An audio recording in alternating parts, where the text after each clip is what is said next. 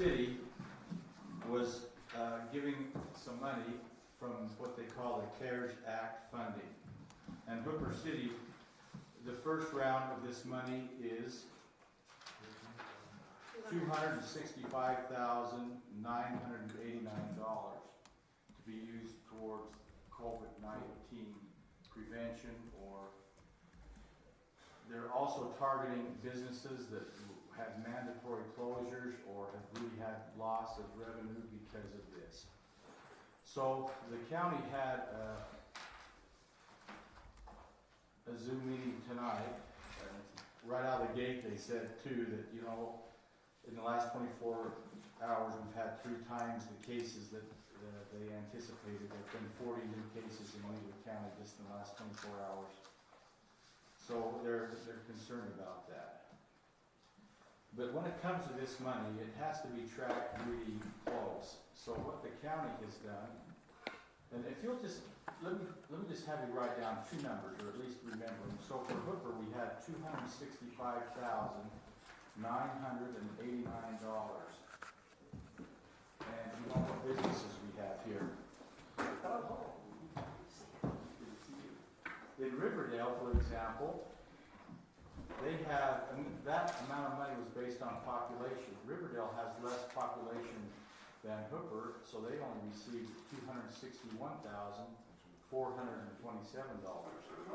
But compare the businesses. Yeah.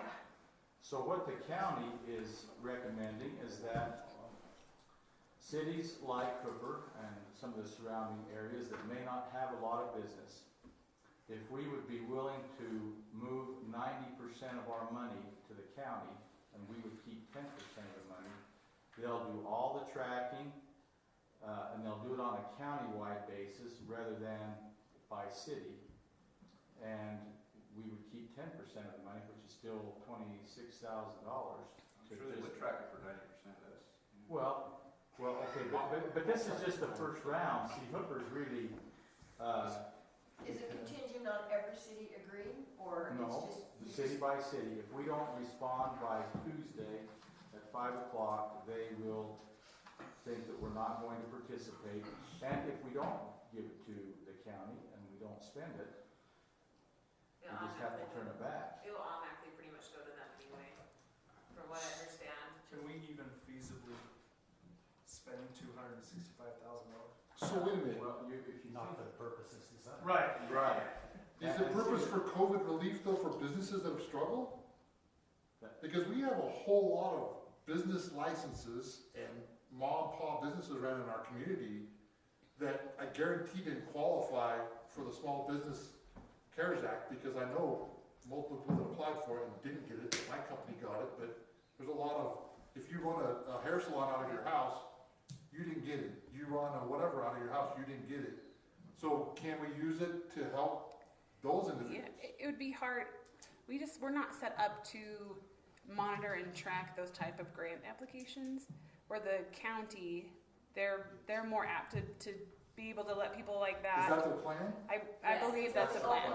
It'll be open to every city who's part of it to get. And one thing that's really good about this, see, this is kind of on a fast track, but Hooper really is slated to receive by the end of the year $797,967. So this is just the first phase, which we already have in our account, Yeah, right? it was deposited yesterday.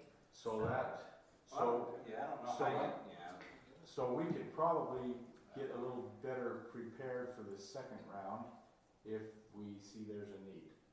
Here's the challenge, though. You really want to get into business as a city of doing grants, because some of it's easy. You know, if a business says we spent this much on sanitizer, we spent this much on masks, that's no brainer. What they're going to really come in though is this is how much money we lost because we had to stay closed for a blank number of months. Well, how are you going to measure that, and how are you going to make sure that they haven't got money from other places that this is supplanting? How are you going to make sure that you treat everybody equally if you honor the first 100 that put money in, and then the others are late and they get nothing? Is that fair? So how do you, if some people lost a huge amount and some people lost a little amount, do you find some way of proportionate being the amount out? So it's a huge logistical nightmare as a city take on that responsibility. Plus, if you do it, if any of those people cheat and get the money improperly and you're audited, guess who pays it back? Right. And why are they giving it to us? But we could just refer anybody that came here for relief, we could refer them to the county. Well, number one, why are they giving it to the cities if we can't handle it? And number two, is the county any more prepared to do it than we are? Well, Salt Lake County, they actually didn't give it out to their cities and they're handling it all. It was kind of based on the state and they decided which counties would get it and then which cities would get it, so. So our county gave it to us? But Yeah, then lots they, of they that- kind of, they opted, No, the rule is if you have over 500,000 people in your county, then the county controls the money and gets the grant from the feds. If you're under 500,000 in your county, then it goes to the county and the cities. To the municipalities and cities and the county. I don't know, I am a small business guy that lives in Silver, and so, there's, you know, there's a lot of money out there available. I mean, I qualified for that PPP grant, and that goes to anybody that, you know, as long as you pay it for wages and utilities for your business, it's forgiven. If not, it's a 1% loan from the government, and they give you 2 years to pay it back. So there's a lot of money out there for people. If people aren't taking advantage of the money, it's really their own fault. Because I was one of those guys that wasn't going to take advantage of it, but everybody else was. And you know, my financial guy says, "Why aren't you applying for this?" I says, "Oh, because I don't really need it." He says, "Well, it's out there. You qualify for it." So I don't know. Councilman Kay, did you make the comment, couldn't we encourage these people to go to the county? Well, And yeah, if if that's they what came we here, we want to could do, refer them to the county. we just refer them to the Because county. we would wanted still to have be- $80,000 that we have to spend. 26. 26 well, in the end, Well, Oh, that's the end. one Oh, third, okay. That's if we continue to give Well, I it. think you can keep No, any we're amount you getting want. The $800,000. county We is keep 10. asking for No, we're right 90%. now. But they'll take whatever you Yeah, give. but- Oh, that's right. So We'll that's it. take what we give the rest of So it. if you feel like, and that's something to think about as well. You want to set up a virus committee, for example, and come up with unique ways to use it in the city that you really could monitor. So if you want to, for example, have the city buy large quantities of hand sanitizer and make it available free to all of your citizens, maybe that's something you want to spend some money on. Maybe you want to have masks that you can provide to people, certainly at activities. That would make sense. So maybe there's some things you can do that would qualify, and you keep that amount of money to do the things that you have control over, and then don't try to monitor the grants, which I think is a challenge. I don't think I can monitor the grants, you guys. How is the county monitoring? it? Yeah. So they have a whole team. They Yeah, are, they've got a they're whole pulling team. their hair out. Yeah, Are they- they? Assessor's office. Yeah, that. On the Zoom meeting today, John Bond, he was kind of the spokesman for that. He made it sound like they're ready to go with a team of people. I talked to their attorneys today, Sounds okay. and they said this is the biggest nightmare they've ever seen.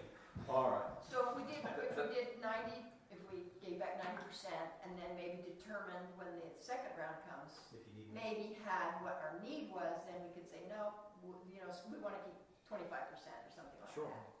So, This is my take on the deal. I don't think that it doesn't sound right to me. Okay, number one, I'll be the first person to say it. It doesn't really sound right. But do we as a city want to get involved with? Yeah, Do we want to take care of the money? Because I'm assuming that we've got to prove what we use that for is for COVID-19, and if not, it might not be forgiven. But then, like Reed You know, said- that's what I'm saying. I mean, And if it goes, if you decide to give it to the county, I don't think we give them any money until we've guaranteed ourselves that they've taken on that responsibility. yeah, I agree. Right, that's a good point. Well, in kind of with that, the frustrating thing when I and I don't know if this was their pitch, but like when someone says Riverdale only has this much population and they only got this much, well, I think as a city we would be glad to trade Riverdale City across the board for the revenue given to them by businesses yeah. versus their citizens. Like that's kind of a woe is me. Our city is rich as crap per capita, but you know we have no tax base whatsoever. It's kind of like, I get it, but it's a little frustrating. Highest sales tax in the state. Yeah. Everybody said. So it's a little frustrating there because I'm like that's a bad example. If that's the example they used. I don't Well, the county didn't bring that up. Some of the mayors did. You know, how is this going to work when you have a place like Riverdale that has a lot of businesses, but their population is, and then I just plugged in, less than Hoopers. Well, in that case, the county made it clear that the county is looking at this as the county, not city by city, but as the county, which I thought was a pretty good answer. Is there any, did they talk about, so with their allocation process, are they, let's say, based on our population and the need inside of our population, the need is substantial. How does Hooper make sure that their citizens get taken care of fairly based on the number of citizens they have versus other communities with less or more? Well, the discussion this afternoon was based on businesses, not population. But the money's based on population, The money's based on population. so it's a little funky. I guess the Well- answer to your question is you can't be sure you're handling that. You can be sure that they'll try to handle everybody in the county the same, but does that mean that they'll get as much help as they would if it came through the city? Don't know that. Because certainly the larger businesses are not gonna be yours are mostly gonna be home-based businesses. Which will be the ones that eat the large And I portion of our agree money. with Chris. And we've given The them Larry H. money. Miller dealerships in Riverdale that are gonna eat that up because car sales have been way down. I mean, those are the things which is great, but that doesn't help my community. And I'm here to represent my community, not Riverdale. Riverdale didn't elect me. Well, you could come up with you could, I guess, be creative and find other cities that might feel the same way and have a combined group and. I mean, I agree, we don't, And you can maybe pay for that somebody with the money. I don't know whether we've looked into that. Well, this was, So if you hired somebody to monitor the grants to those cities, that's possible. I mean, I totally get we don't have the manpower to do that, and I'm not saying that's what I want our city to do. It's just, when I think of it, it's like, well, give us 90%. Well, They do what? where did that come Well, from? where's the bang for the buck? I mean, that's what I'd say. When are we getting out of that? But my thing is that I don't believe we have the staff to take care of that. None. Staff's burdened already. So I would say, I'll still say it doesn't feel right. But if there's another wave of money coming, let them have 90% this time. And then let's see what happens.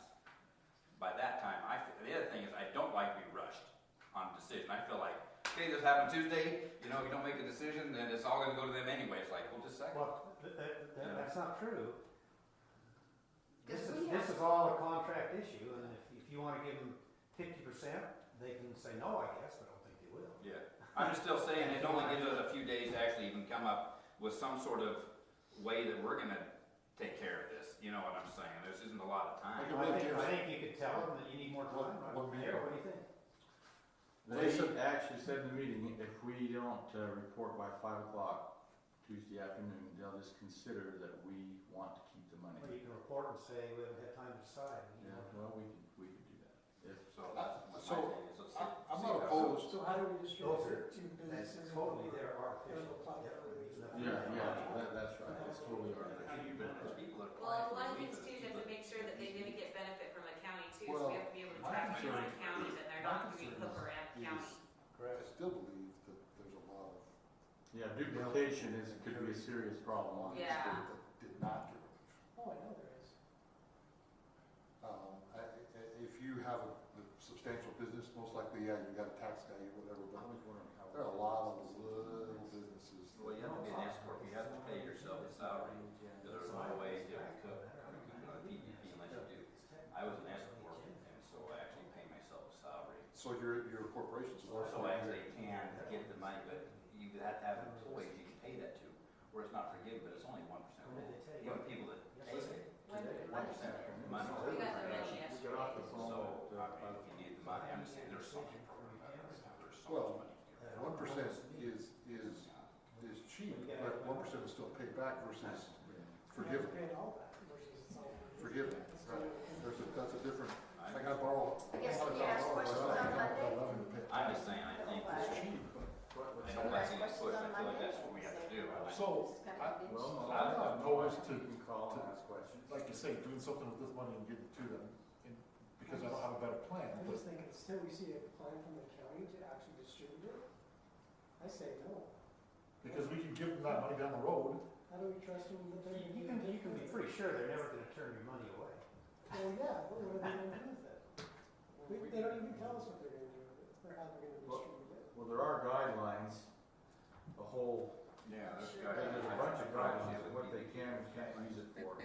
Just like it would be for us as a city, it's the same. Yeah. It's the same for the county as it is for us. The whole thing seems. So I guess the bottom line in my view is that if you feel like you need to think about it and talk about it a little bit, you ought to have the time to do that. If they don't get the money, it's not that anybody's going to fine you. If you don't use it, it goes back to the feds. If that's what the county wants to have happen, so be it. Well, what's the timeline to use it? Is there a timeline? So you have to earmark by November 30th. If you don't have it earmarked for something before the end of the year, then it has to be sent back by November 30th. And it's coming in That would be the total Three amount too. payments. Yeah. 3 payments? But they haven't clarified exactly on how the other two payments are gonna be coming out yet. Do we have, can someone send us out the guidelines on how it needs to be used? Or do we have those? We do. Can we get those sent out to the council? Because, I mean, I don't know how to say we should use them if I don't know what. Why don't you just send out that same thing you sent Yeah, I'll to send- me? yeah. What that has is has all the guidelines in writing, but it also has about an hour, a little over an hour video that the League of City and Towns did on explaining how all this works, and that might be helpful to you. Is there a Reader's Digest version on what you can use it for? What does the League of City and Town say? What would, like, did they give a recommendation for a city? They pretty much said that we can use it for COVID purposes that we've had to use outside of revenue and budget. So like for the extra like sanitizer, things like that, we can use the money for that. If we have to make any changes to protect like for public health, we can do that. But you have to be able to argue that this was because of COVID. That it wasn't just, if it was like pre-planned or anything like that, there's no way you can use it. And you can't use it as a governmental entity for lost revenue. Yeah. Personally, I'd rather give it to the county than back to the feds. Especially if it's for grants, but can we come up with how much we think we can Yeah, I reserve think for so. other things? Like and say, yeah, we've can been, I mean, this has all come down the pike like within the last week, so it's not like something the city or staff's been sitting on, you know? We've been It's- stressed a it's- little bit. You know, just every day something new, like it's just, you know, he knew today that they wanted it by Tuesday, so it's all just, you know, so we've been just trying to brainstorm on ways that we could use the money that would benefit our community members.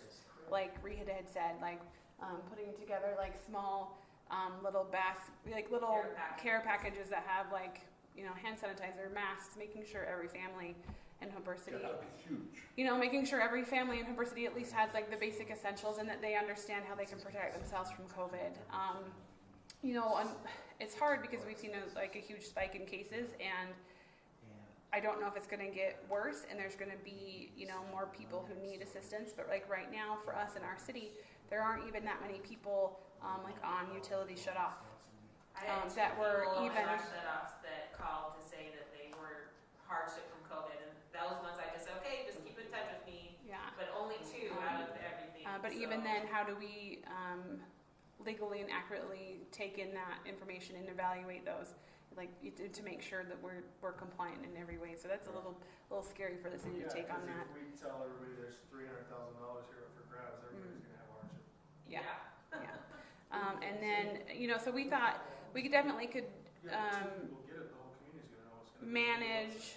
The Hooper Facebook. We can manage how we can help the community better than we can manage who's in need of grant assistance or business assistance. Right. And there's things that improvement-wise that we thought we could maybe do, you know, to make sure that like you can't use drinking fountains right now, so like a bottle filler instead, so we can so that allow people can come in and still get water, but we don't have that.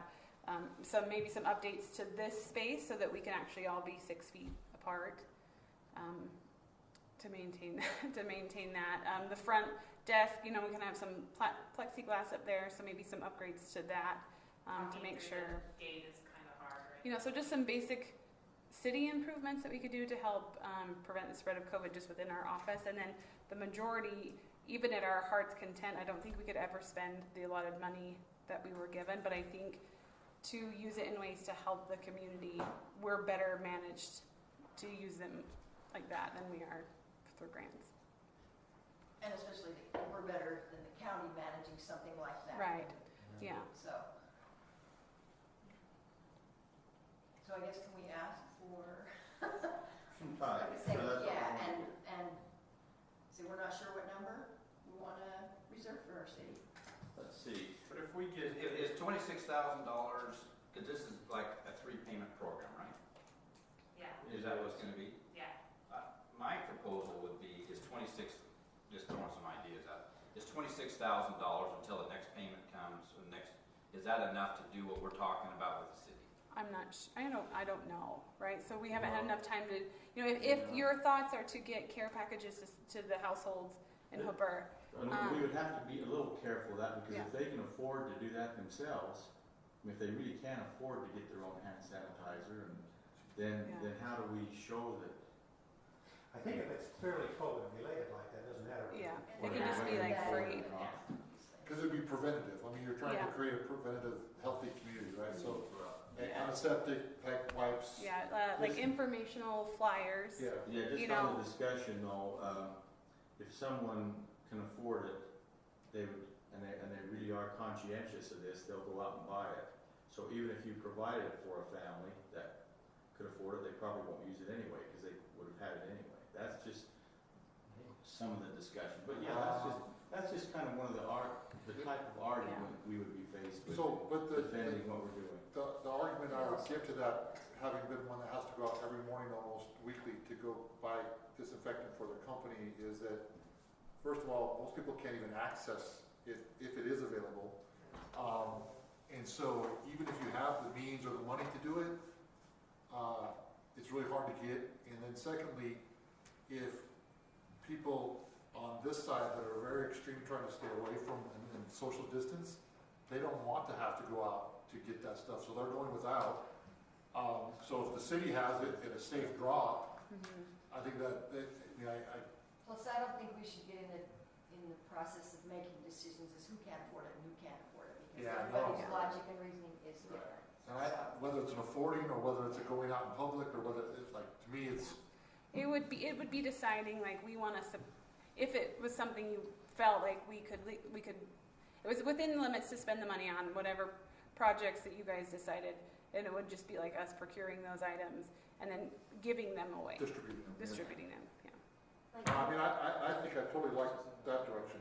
like you mentioned though, Chris, we don't know in our reality if we could get 9,000 bottles of hand sanitizer. Yeah. Well, So that's in theory sounds so good, let's Yep. pass them out to the you can't even go buy wipes. So we probably cannot buy Yeah, whether you could get 'em, right? 9,000 Yeah. containers. So it just If we needs could, time, we could you spend know. the money, but you can't even get them. So a hand sanitizer you could get if you're willing to spend money, because you can buy it from the distilleries. at- Yeah, like, at and we, 5, 10 you gallon know, we buckets talked at a about that, time. but it's all just so new. So it's like we haven't even delved into the avenues to Yeah, do something this. simple like, do they have special COVID cleaning crews? So when you have an activity like this, Right. they come in an hour after and they sanitize it. And that's a pretty good deal if you can come up with something like that. If you have an activity in the Face masks investigator. are, I mean, they're Yeah. available now. Yeah. So For the again, right is 26,000 enough to get started on some of those? It Or just should we say, depends, no, right? let's So do it depends. 80%? Like if you, whatever it is you feel like you'd like to do, or we can, and it fits within the parameters to spend the money, then that's what you'd want to hold back. That's I my guess. proposal, is I don't Right, like but it. we don't know. I- Like I we don't don't really know like if we it. could There's a work with bullet- local distillers. Bulletproof, Yeah, would stop COVID, right? So I mean, yeah. I mean, Like bulletproof up, masks you are know, gonna like be- glass up there would, you know, stop that. And then, just something. I don't know. You know, those are things we haven't thought through yet. So just, and those, I don't know. If there's an uptick in infections, then we want to be more proactive than waiting for the next distribution for things that you want to do for the I mean, community. I'm kind of at the point where I would hate to say no, because I get the point that maybe someone else is better, although I don't think they're better equipped, I think they're just gonna run with it. I think they're trying to figure out how to be equipped. I guess one final note on here is applications can start coming in July 6th. So I think that's one of the reasons. I noticed why they're in a hurry. They wanna start getting the money out as soon as they can. I would think though, if I were advising the county, I'd say you're gonna have to open up a window of a month or 2 months for people to put in applications and then decide how much you're gonna give, because everybody's gonna claim huge amounts of lost revenue, and you're not gonna have enough money to pay for all of it, so you're gonna have to come up with some system of how you decide, you need to know what you got.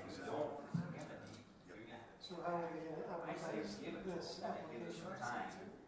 How are they going to advertise it? I don't know how the county already has, well, I do know, they have flyers and that already, mailers, I and went that towards that. they showed the design of those, on the Zoom meeting. So they've already have that. So every resident in the county will get an application or a And we notice. would also post it on our Facebook feeds Well, and stuff no. like that too. I don't think they're going to send it initially to every resident. I think they're going to send it originally to every business owner. Which And they small do business have, owners? How do they identify? according to John Bond, That would be they my have- guess. So even with COVID restrictions, I sent out notices to every listed business that I have here. So I'm assuming they would follow that same kind of chain. If I had sent them the same information, so they might have already gathered what they have, and they pay taxes to Weber County even on the business side, even for small businesses. So I think they have their own list also. So we can feel comfortable knowing every business in the would get that application. Everyone that's so. registered, I guess. Yeah, and we could always ask them, like when they do send that information, like we could probably use some of that money to send out mailers to notify people for COVID. We could send out money, send out all I that guess stuff. I just wanna make sure. So Yeah. in that case, I'm okay with it. Yeah. If we know that's gonna happen. Well, and I don't know if you could decide whatever, you could do 50%, and then when you guys decide what else you want to do, you can send over the rest. I don't. See, I'd say we Something do like that that. second wave. I don't do, we're not in the business right now, I don't have the staff to actually, make sure this is spent for that. I would say my proposal is let them have the 90% on this first round. Gives everybody time to think about, because if there's 2 more payments coming, if there's another $250,000 coming in another month or 6 weeks, at that point we can say, hey, let's keep half of it, or let's keep 80% of it, because we've got this in place that we know. Everything I've seen from the small business side is very stringent. If you don't spend it on that, if you don't prove that you're paying it back. So I hate to get the city into that situation, like, we got to pay back $100,000, and you got 2 years to do it. Well, gosh, that was kind of a bad deal. So that was what I'd say. I'd propose is we let this county have this 90% this first round. Then it'll give us some time to think about what we actually can get, what products are available, how we want to spend this money. That would be what I propose. I agree. Or, there's a lot that can happen in a month. I So do we want to Well, I say think the maybe next 80%? Yeah. I think Come up the next with payment some supposed to number. come out like end of July or Yeah, that's what I'm something thinking. like It's that. not a long Like they were time to saying wait. the next Yeah. Yeah, that's what I'm thinking. I mean, yeah, you could. I agree with you. You want to be prepared, but we also don't want to get stuck with a bunch of money. It's like, well, you didn't use it and for what it was earmarked for, and then we're going If to we be in have to big spend trouble. the money now, we can use money to pay it back from the next payment. It's not like it just Oh, you becomes a can. budget item. Okay. So even though, things that we've already spent for now, we can say, okay, this is CARES Act, and it doesn't have to be after the revenue comes in. We can spend before the revenue. And we've already taken. As a staff, what do you think as far as? I personally say this first round it should go to the county so that we can kind of see how they're doing it and get an idea, because this is uncharted territory. And the same thing. I think it'd be better spent for ideas how we can help the community through the COVID crisis, not necessarily like our businesses through the COVID crisis, because I don't know that we can manage that, how the federal government or the state would like to see us manage that. Well, I don't think any of us want to get any grant positions. So. I still say even I send mean, a letter out to the businesses in Hooper saying, are you struggling? Mm-hmm. How do you word that? And that's we go, something yeah. we can totally do. Like Oh, yeah, we need some once of that like the money. county has applications, we can print those off and we can mail them out and send them out. No, I was gonna let The county is making available every resource they have to help us. Yeah. Help this and this. Right. And that's the So problem. give them the 90%. Yeah. Yeah, we're good. Yeah, You on with that? yeah, yeah. I agree. What does the mayor think? I agree with you. He wants to manage 90. $1 million? No way. I was kidding about that. Jeez. Yeah. Teresa wouldn't be able to I- sleep I at say night, one that's more for thing. sure. Give them the 90%. If they all agree, contingent are on we, Yeah. are city you knowing comfortable with that that? everybody's set up for They don't need more money. So Sean, We wanna make will sure. you just make sure that with the 16,000, they're they're Yeah. generally for every business? Oh, for sure, yeah, like as soon as the county, They seem to make it clear. that says they- what's available for like local or small businesses, like we can send out whatever. Does this need to be an official? No, not right now, probably what will happen is, I'm just saying. I don't know, you can't make any motion because it wasn't on the agenda. But you just heard about it today, so there's no way for it to be on the agenda. Reed, So- just mind going over that one more time. Oh, yeah, I guess my thought is, you wanna make sure that the parameters that you're doing this under are written, that there's an agreement between the county and the city, that this only applies to the first payment, and you decide later what you're gonna do with the Yeah, other two. Yeah. And that if they take the 90%, they have total responsibility for where it goes. They can't come back to the city if some business gets money that doesn't spend it legitimately. I agree. So you gotta have that indemnification. So do we need a legal document saying that? Yes. Okay, all right, yeah. What's Reed, that? you prepare that? No, they'll prepare it. Okay, Oh. all right. Will you look at it? Yes. I will Okay, definitely do okay, that. all right, that's what I'm talking about. So again, are we good with everybody taking that course? And I'll still email you over that, Yeah. count, Because then we'll be prepared. probably for county, so you can look at it. Yeah. I'll be honest, I walked away scratching my head, cause it's It sounds like government funding, I like that. It's That's a good. lot of Yeah. circles. There's so much money. So, I don't know what we're approving. Okay, well, yeah, it's 5:07, so we'll go ahead and start our Hooper City Council meeting for Thursday, June 18th, 2020. And we've asked, well, he volunteered, Deputy Jacobs to give our pledge, and then Councilman Paulson will give our reverence. Awesome. Let's stand. I pledge allegiance to the flag of the United States of America and to the republic for which it stands, one nation, under God, indivisible, with liberty and justice for all.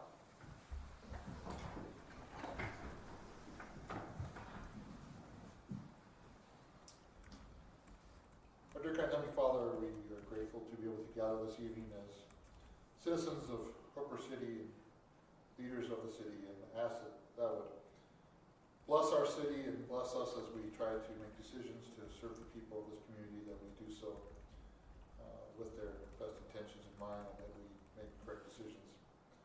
We would ask for a blessing upon our nation and upon the world as they face and continue to face this epidemic, as well as the social unrest that is so rampant across our country, and dealing with our police force and with the different social injustices that are felt amongst our citizens. We would ask that our leaders might be blessed to make policy and decisions that would bring us together and unite us as a community and as a country. We're grateful for the land we live in and for our freedoms, and give you thanks for all things, and do so in the name of Jesus Christ. Amen. Okay, thank you very much. Okay, at this point, we'll just ask, as you've reviewed the agenda, if anyone has any conflicts of interest with anything that's on the agenda. And if so, we just have you disclose those at this time, but hardly would think there would be any. I'm sure I can talk about the budget. Okay, the next item is the approval of the minutes from June 4th, 2020. If any of you had a chance to either listen to that or, excuse me, or have any questions on that or amendments that would need to be made. I didn't see it. I make a motion we approve the minutes on June Okay. Okay, we have a motion by Councilman Osler and a second from Councilman Kay. All those in favor? Aye. Unanimous. Okay, the next part, we have these, next on our agenda, we have these reports from our March financials. And Teresa, do you have any? No, so mostly just wanted to know, but the reason the 3 months are on there is because with COVID, Nicole, who is part of our treasurer's office, they couldn't be coming out, and so it took a little longer to get those out. So we apologize that you got 3 at a time. So We'll forgive you. We'll forgive you. No, she's waiting for responses. they were all done on time. They just couldn't get published as quickly as we'd like. So we apologize. So is there any question or discussion on, I believe we could just make a motion on all 3 months, couldn't we, if we, for the March financials, and April's financials, and May financials, for the fiscal year 2019 and 2020. I don't think we need a motion, it's just information. Just information. Yeah, I don't think we approved it. Good job. Okay.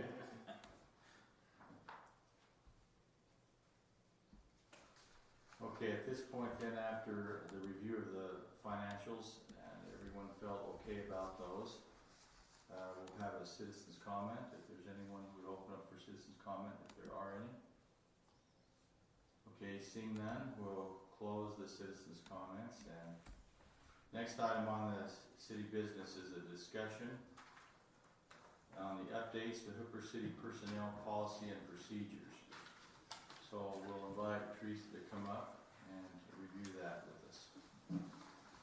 Okay, so I'm kind of gonna mix together the discussion and approval on the personnel policy with the fraud risk assessment that we'll be talking about on item number 6, just because they all go together. So the state of Utah, the auditor's office, has decided due to they want to implement a procedure that's in place to make sure that we have the lowest fraud risk assessment that we possibly have for our city.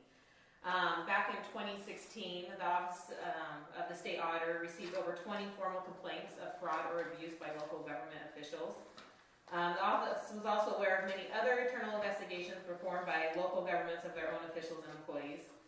There's one city you guys will probably remember really well in the news that their city manager was purchasing items supposedly from his brother-in-law's business, and the brother-in-law's business was invoicing for them, but then they were never sending the products and to the city, and the city just didn't know that they weren't writing. So they've kind of made a list of things to make sure that we can have our lowest assessment possible, to make sure that we have proper controls in place, to make sure that something like that or other instances can't happen within our city.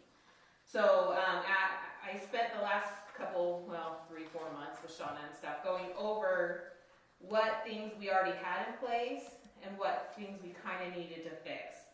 And so that kind of what we're doing with our employee personnel policies. We're just making a couple little tweaks to it to make sure that we've covered our bases so that we meet the requirements that they want in this fraud risk assessment.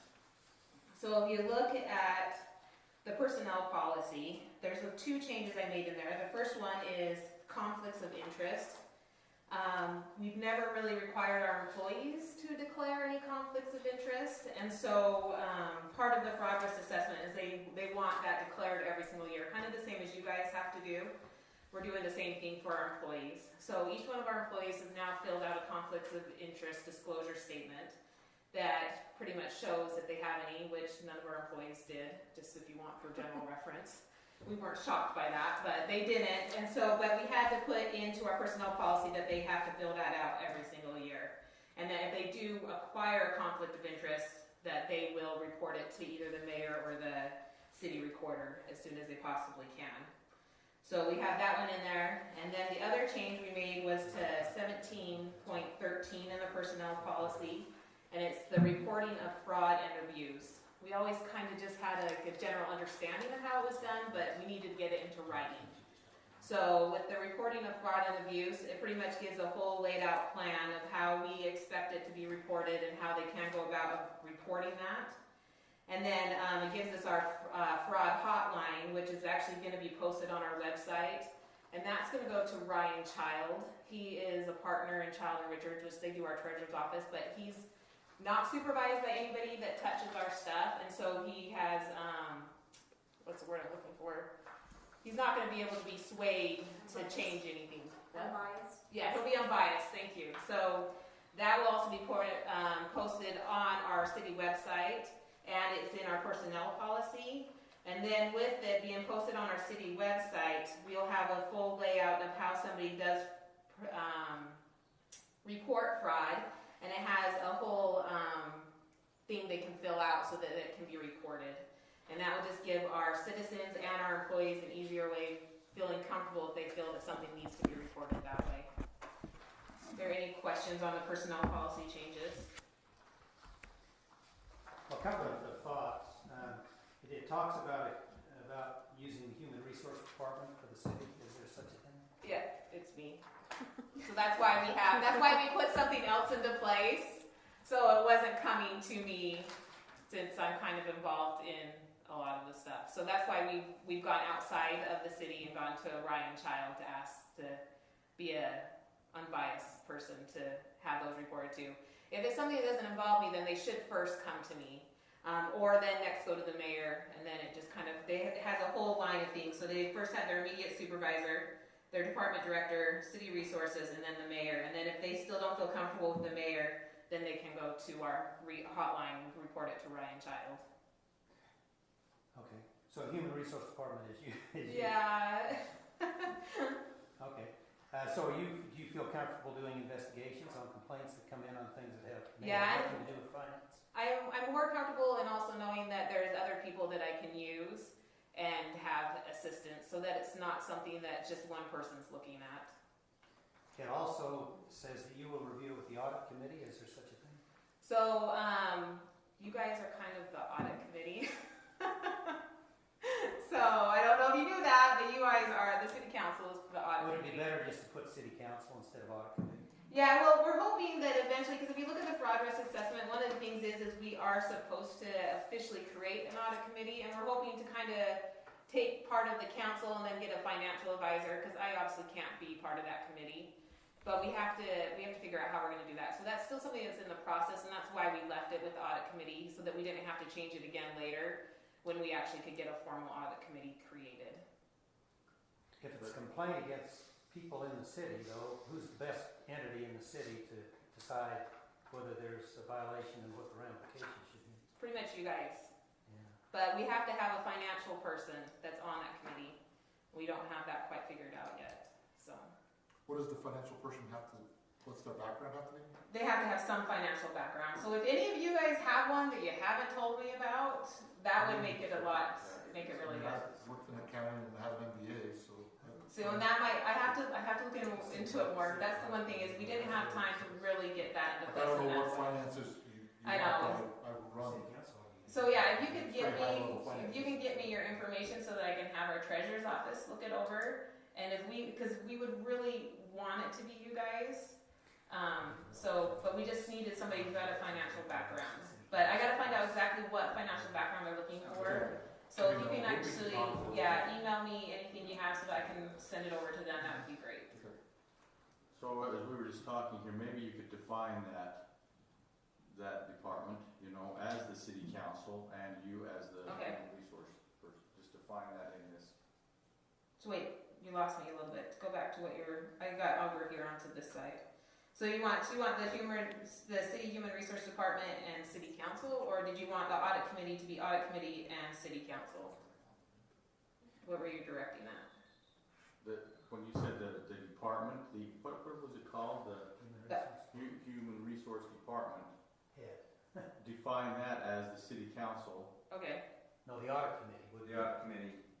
Okay. city council plus the head of the human resources. Okay. Plus audit committee. There we go. Okay. Okay. Now, is the human resources person automatically a financial person? Right now it is just because I I deal with all the payroll and all that kind of stuff. And so I do all the URS reporting. Are you also the finance director or something like that? I'm the finance manager, so we have a treasurer that's technically the director. That's outside? That's outside the city. That's Julie Bashford. So why don't we say you're the finance director plus the city council, Okay. if you have to have a finance person. That makes sense. Sounds good. Finance director plus. Okay. Or do you would rather just put treasurer, because that's her direct title? I guess the question is, do you want somebody outside the city as part of the group or not? That's up Well, I to think you. technically it's first supposed to stay within the city before, I don't know, it's up to you guys, whatever you guys want.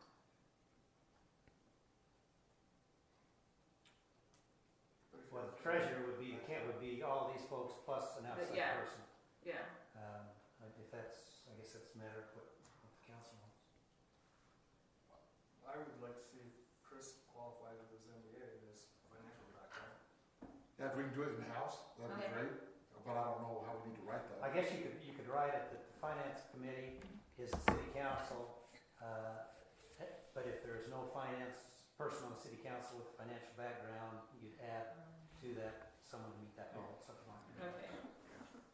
So audit committee, Yeah, because that will change, right? That's. Yeah, Very well. 10 years from now, none of you will be on the council. And hopefully 10 years from now, we have a human resource department. Brad's gonna keep running. Brad? Oh, really? okay. I'll get back to that. Okay, I'll make that change in there. Is there any other questions on the personnel policy? And So this was state directed for every city. every city, so it's now part of our audit process.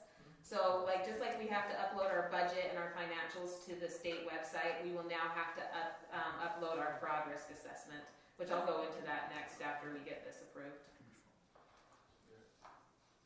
Have we ever had an instance we had to worry about? It's actually new. So this will be the first year it's looked for an audit. It actually was only introduced back in, I think it was March of 2018. They were still working out the bugs of it. And now they've gotten to the point where they're now going to require it as part of the audit.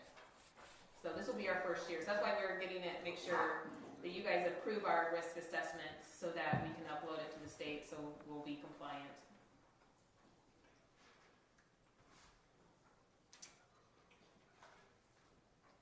Are there any other questions on that? So you need a motion? We would need a motion.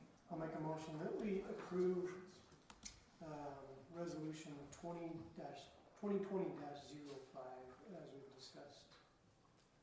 Okay, we have a motion by Councilman Hill to get a second. Is it R 2020? Yeah. I'll second it. Okay, we have a second from Councilman Cox. Is there any other discussion? Okay, all those in favor? Aye. Are there any opposed?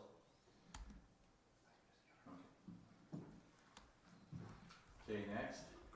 Okay. Approval of the 2020 Utah State Auditor's Fraud Risk Assessment. Okay, so for our fraud, you guys all received that in your packets. It's the fraud risk assessment. If you look at it, it has a listing of items and how we get the point values for them. One of the interesting things is that we're going to put it in with the number we have now, but if we end up being able to clear Chris as a financial person and can make our audit committee, we'll be 20 points higher for next year, which would be really cool. So just starting off, this is part of our budget, part of our audit, and it gets uploaded just like our budget and everything else does to the state. So it's public record, everybody will get to see this. But as I went through the points and added them all up, we have 355 points, which puts us right at very low, puts us right at very low, but because it's 355, it puts us at low. Because it has to be, anything that's less than 355 puts you low. So we are 1 point off from very low, but with Chris's thing, next year will be very low, so it'll be really exciting, we'll get those 20 points. So pretty much everything we got full points on. The only thing that we have is, because I have a bachelor's degree in accounting, we are able to get 10 points there. because I'm within the city. So we didn't get the 20 because we don't have a CPA that's on staff, but we did get the 10 points for my bachelor's degree. And then the thing that's missing there is, does the NB have a formal audit committee? We didn't have that set up because we didn't feel we had a financial person, a part of the city council, but once we can get that all approved, which I can't get it approved before we have to upload this to the state, so it'll just have to be part of next year's. But still, to be sitting at low is an amazing accomplishment, especially for our small city, and it's took some work, and we're excited that that's where we go with that. So the adoption of this is counted towards your audit? Yeah. So if your language says that the city council will sit as the audit committee if they have a financial person, but if not, that you sit, then aren't we compliant now? Our treasurer's office didn't feel that having me on the committee would be okay, because I'm in part of everything else. And the treasurer? So yeah, but they didn't want to put the treasurer on there. Okay. I don't know why, but that they just didn't feel putting Julie on there would work. So I don't know. I think they're trying to keep us as moderate as we can without. I don't know. That's just. So it's like that's a commingling then of Yeah. the two Well, processes? I suppose so, there's just not an insider, right, they're trying to keep it Yeah. not an insider. Yeah, because my hands are so much in everything, but they wanted to be an internal thing, so that's just kind of why they did it that way. But as right now, we're really good to be at low. Like, it's not a bad thing. Like, we're really happy to be where we're at. And it'll be really nice to show over the next year that, hey, look, we got this more. And before I can even I don't have the wording in policy yet for a formal audit committee, and that would take time. And I have to have time. I have to get this uploaded before the end of the month. So that's one reason. Like with that, we will get it organized. It's just we don't have it right now. So, is there any questions on the broad risk assessment you guys have? Well done. Yeah. Questions? So could we have a motion for the approval of the auditor's fraud risk assessment? Does it take his information or do we have approval? No, it's a motion. It has to be adopted by you guys that you accept our score of 355. So can I ask a question? Page 2. Basic separation of duties. Question 2 and 3. What box is checked there? Because we can't read that. It's the third box over. Oh, so that's mitigating controls. Where is that? I don't know if I have it on me. So what that is so we have the treasurer's office come in and they double check all my stuff, and that's how we get around for that one. So is that a yes? So it's a yes, and mitigating controls gives you full points. So the third box is mitigating controls. Yeah, the third box is mitigating controls. So we got points on 2 and 3. Yeah. Yeah, so if it didn't have a yes, but it had an MC, then that counts as points. Okay. Because it's showing that we couldn't do it in-house because we don't have a large enough staff, but we put other procedures in place to make sure that one person isn't solely responsible to handle those items. Okay, can I make a motion then? So I make a motion that we approve the 2020 Utah State Auditor's Fraud Risk Assessment as per the written policy. 355. The score. Oh, the score? Yeah. Okay, with the score of 355. Yeah. Okay. Okay, we have a motion from Councilman Cox. Do we have a second? We have a second from Councilman Cave. Any other discussion? All those in favor? Aye. Any opposed? Okay. Well, thank you very much. Yeah. Lisa. Thanks, Teresa. Okay, next on the agenda, we have invited Sherry Bingham to come up and have a discussion on consideration for our 2021 ramp grant projects that we'd like to see us apply for. Okay, so I'm realizing this is early because we won't apply till next year, January. but it's not to worry you because we need to have all this done by next year, January. So I went through, can you hear me if I move up here? I have too many tables, there are too many papers. Because I went through and kind of did some research on what we can do for ramp grants. Okay, so the ramp grants end up being divided into 3 categories that we apply for in January. There's a major grant, which has to be $200,000 or greater, is that right? Okay, $200,000 or greater for a major grant. Then anything less than that, they get divided into categories of parks and recreation and arts and museum. So you can apply for 1 major grant every year. We can apply for 3 parks and recreation and 3 in the arts and museum. And we've really been pretty good so far on the grants. The last 2 years, we've applied for the community center. This year when they came out and they interview you and talk to you, they said that, I mean, they can't guarantee anything, but there's a pretty good chance we could get the major grant next year because Hooper has not had a major grant. So that's one thing you could keep in mind. Okay, with parks and recreation, 3 things I kind of did some research on because I know you've been talking about. And the first one was pickleball courts. So I have all the dimensions of what a pickleball court needs to be. They said that average pickleball courts are anywhere between $20,000 to $40,000 a piece, depending on the size. I actually was in touch with a company in Salt Lake today, a park and tennis courts that does them. He gave me an estimate of $30,000 per court, but he said then along with that there is the site preparation, but usually our city employees are the ones doing that as far as getting that all ready. So that's one thing that we certainly could apply for a grant for.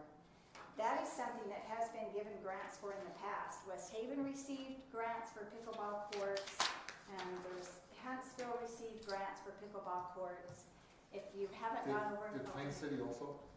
You know what, I couldn't find last year's, but the last 3 I did, I saw.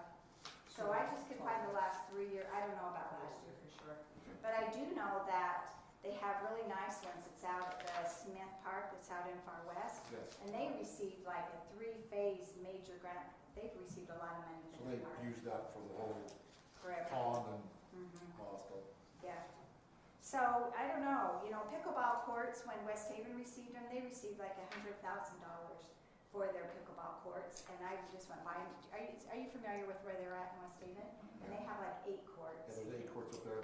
They did a decent job. We can do better. My kids have a few suggestions as far as opening in gates where you can get in and out, and, I guess. And Emmett Russell has 4 courts. Yeah. But that certainly, but one thing you need to be thinking of in the meantime too, if we apply for this grant, is where are we going to put it? Like which part? So that was, I'm going to juxtapose just for a second. So we, a couple different councilmen were talking back and forth about different things. And Mayor, we would really like to figure out, it's like that's going to come up, right? Where we'd like to put it. As a council, we don't spend a lot of time deliberating what we would like to do. We spend a lot of time rubber stamping stuff or stamping stuff we need to stamp in order to make things official. So your question is phenomenal.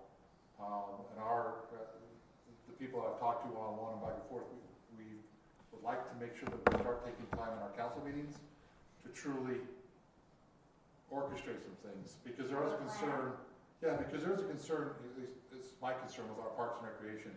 Hooper's population is one that is as large as, 70% of the cities in Weber County. I mean, it's I don't know, 50%. But our ability to set aside recreational property and develop that, and we're way behind the curve as far as what we have accessibility to versus other cities, in my opinion. It's like long term, when we look out 5 years, 10 years, 15 years, public space that the city has access to is pretty teeny right now.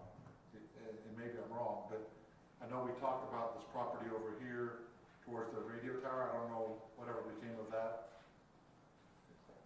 Those type of things. So I think that the question would be really having meetings and discussing what, And that has to be something we do before we apply for the grant, because then they come out, They set up an appointment and they come out and we have to show them the site and say, this is what we want. And I can tell you right now, the thought was always, and this is going back to Mayor Green, of sometime expanding this building. This building, directly to the north. If you go out after, we take a little field trip and I can actually show you that has been spray painted, tentatively where they're going to do the pavilion and the restrooms, which we received for this year's grant, which should be here next month. Awesome. So those were already in the works of doing. The rodeo arena lights, they're starting on those already. And those were the 3 parks and recreation grants we received this year. So I've been spending a lot of time driving around looking at facilities and then looking at our parks or our open property that exists. And one of the things, you know, as we look at things is keeping in mind parking, accessibility, all those things, and how much that infrastructure might cost, because I think we definitely have to add parking locations. If we're gonna add pickleball, my recommendation would be pickleball, volleyball, maybe basketball, certain things like that to add to our parks somewhere. I spent a lot of time playing pickleball. I was at West Haven on Saturday night. Their 8 courts were packed with rotations waiting to play. Emerson Park, typically every morning at 6:45, we've quit playing there because they're packed. Or now we're at West Haven, but West Haven almost always has 6 of their courts with people playing at 6, 7 o'clock in the morning. So they're being used. Like, that's something that people are engaged in right now. So I think it's a great, you know, we set money aside obviously in the budget to go towards that, but matching funds or anything we could get from a ramp perspective, I think would be huge. Because we kind of need to look at that budget money too, because I think we actually, and I wasn't here, so I'm not certain, but I think we actually took money from like the fund that would have gone towards the rec center to do to pickleball. But if we could actually get it, you really need to decide. If you're going to apply for the community center, you've really got to be all in for the community center, or there's no sense applying, because it's going to be a major expenditure, and we are going to have to, you at least have to have 50%, which does count as labor. You know, any of our equipment we use, any of our manpower counts as that part. But we still have to be, so we're either in on it or we're not, or there's no really reason to keep applying. But you're right on pickleball court, we need parking. This park is a beautiful park, but it's not as functional as it could be because there is not parking. Yeah, I mean, I was, you know, just off the cuff, you know, you look at this access road coming into our utilities area, and it's like, okay, could we push that in, you know, 50 feet or whatever the ratio is, and then create some parking along there that would keep it off the street? Could we come out to the street and push that back in further so we actually really have parking along that street as opposed to people on the street? There's some areas where we could create that, but it's going to be an additional expense to try to create. But I think as we look at our parks, you know, our 2 major parks, right, is down there and here. And what does that look like as the city continues to grow, which we're you know, subdivisions going in, our citizenship is growing, right? So how do we continue to have celebrations that expand outside of maybe just our old traditional park and utilize this park, where we have volleyball tournaments or something maybe are up here and things are over here? What does that look like? Pickleball tournaments, whatever, right? And so I've been trying to figure that out. I know we talked, it's like we need to start having more of those discussions. Well, we're starting early, and I really appreciate that. I heard last time you talked about this, because honestly, we wait usually until like the 1st of January, and then we're hurrying to put together grants, and I feel like we've been fairly successful in the grants we've received. But this, I would really be thrilled to start on these now rather than January 15th, and they're due like the 21st. I'd be happy to help with site plans too, as well. Yeah.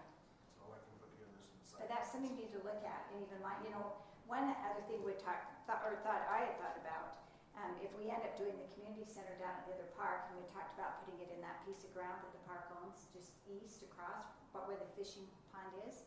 So if you had the community center there with parking lot and lights, you could actually, in one portion of that, have pickleball courts, basketball courts, which is another one I had down for one of our grants.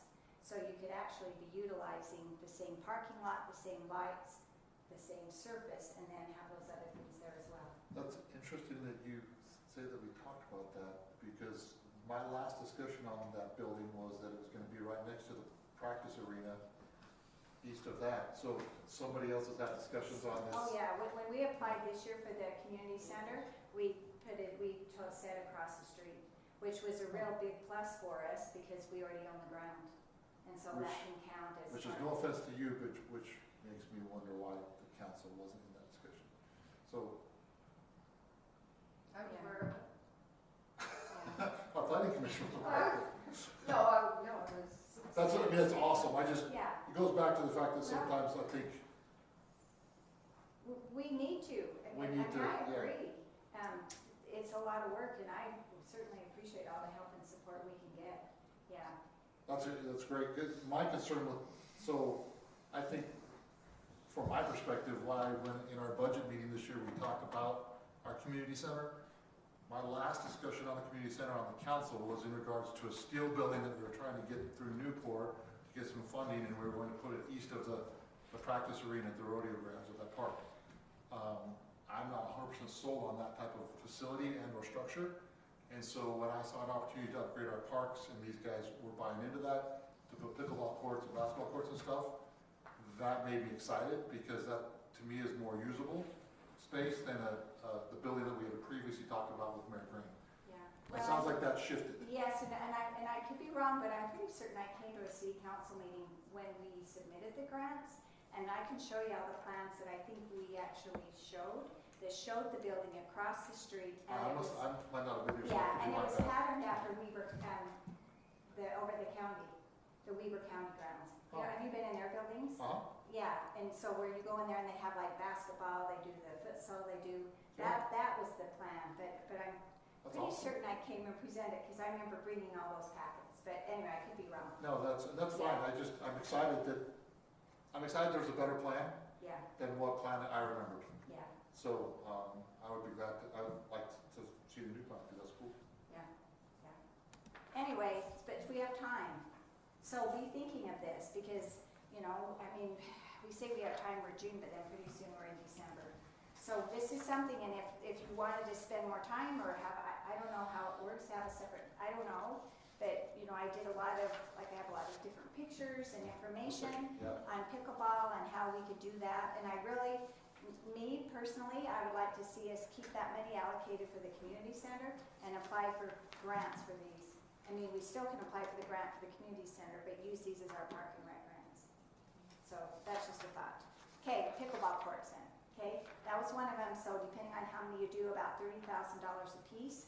So if you ended up doing 4, it would be $120,000, but we could offset that because we would already own the land, and Public Works would probably be the ones that would end up doing the site preparation and all of that. Okay? Okay, the other one then was basketball courts, which would go right along in conjunction with them. They end up being anywhere from $35,000 to $75,000 depending on what you do with basketball courts. Sometimes they do a basketball court, but then they end up putting, you know, numerous different baskets. You know, they're not just like a full-size basketball court, but they might have hoops on either side, so there could be a full-size game going on, or there could be some on either side. Yeah, Are there lights, are there lights at these facilities you've been Yes. going to? There That's are on a timer. lights, there's a timer. West Point, as far as basketball courts, I don't know if you've been to West Point Park. West Point has some amazing basketball courts set up, and I don't know that that's what we want.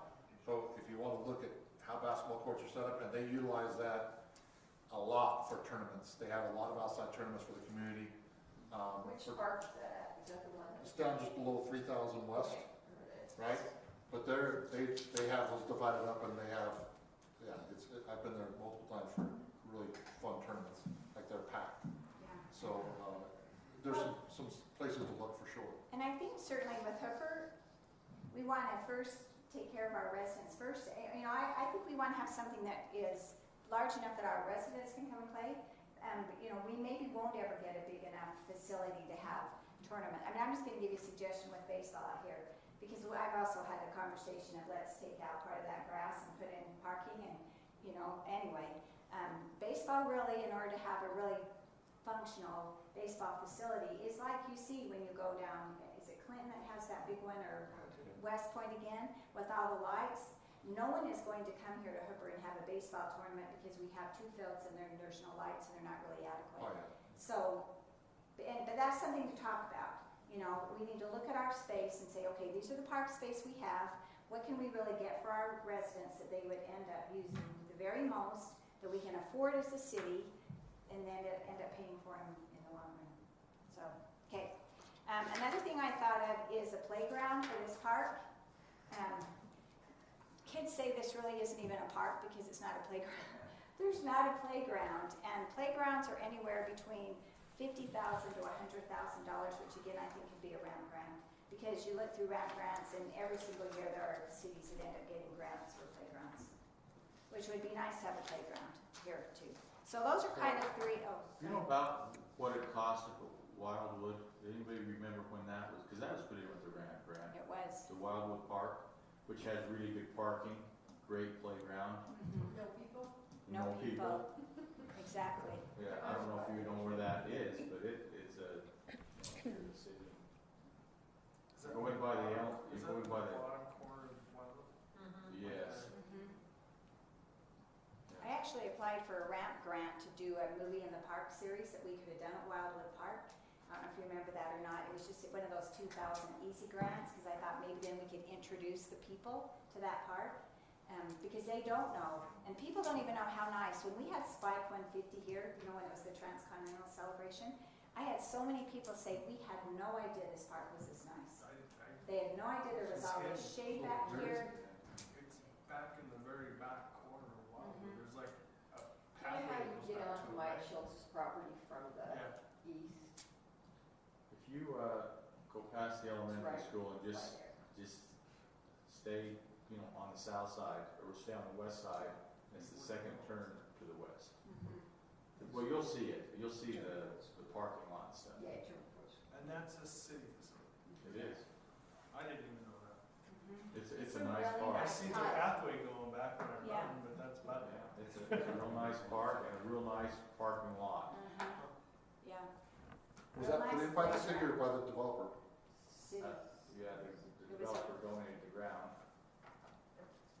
It was a ramp grant, I can't remember how many years ago, but they actually have this rock that's been like engraved in it. Because they also received some money from like the Water Conservancy something, because it's kind of there on the wetlands type. It could be a detention pond too. I mean, it's kind of a double use, but you would never know that unless you see that you're kind of sunk in a little bit when you walk into the park. Well, half of Emma Russell Park is a detention pond. So, yeah, sure, Yeah. same kind of thing. Yeah, I mean, but yet they got like 8 soccer fields in that detention pond. Sometimes it's a pond. I played it. It's pretty, Yeah. a little wet. Okay, so those are just ideas, but like I say, I'm coming to you for ideas. Whatever, I'm more than happy to apply for grants. The more help I get, I'm even happier with that.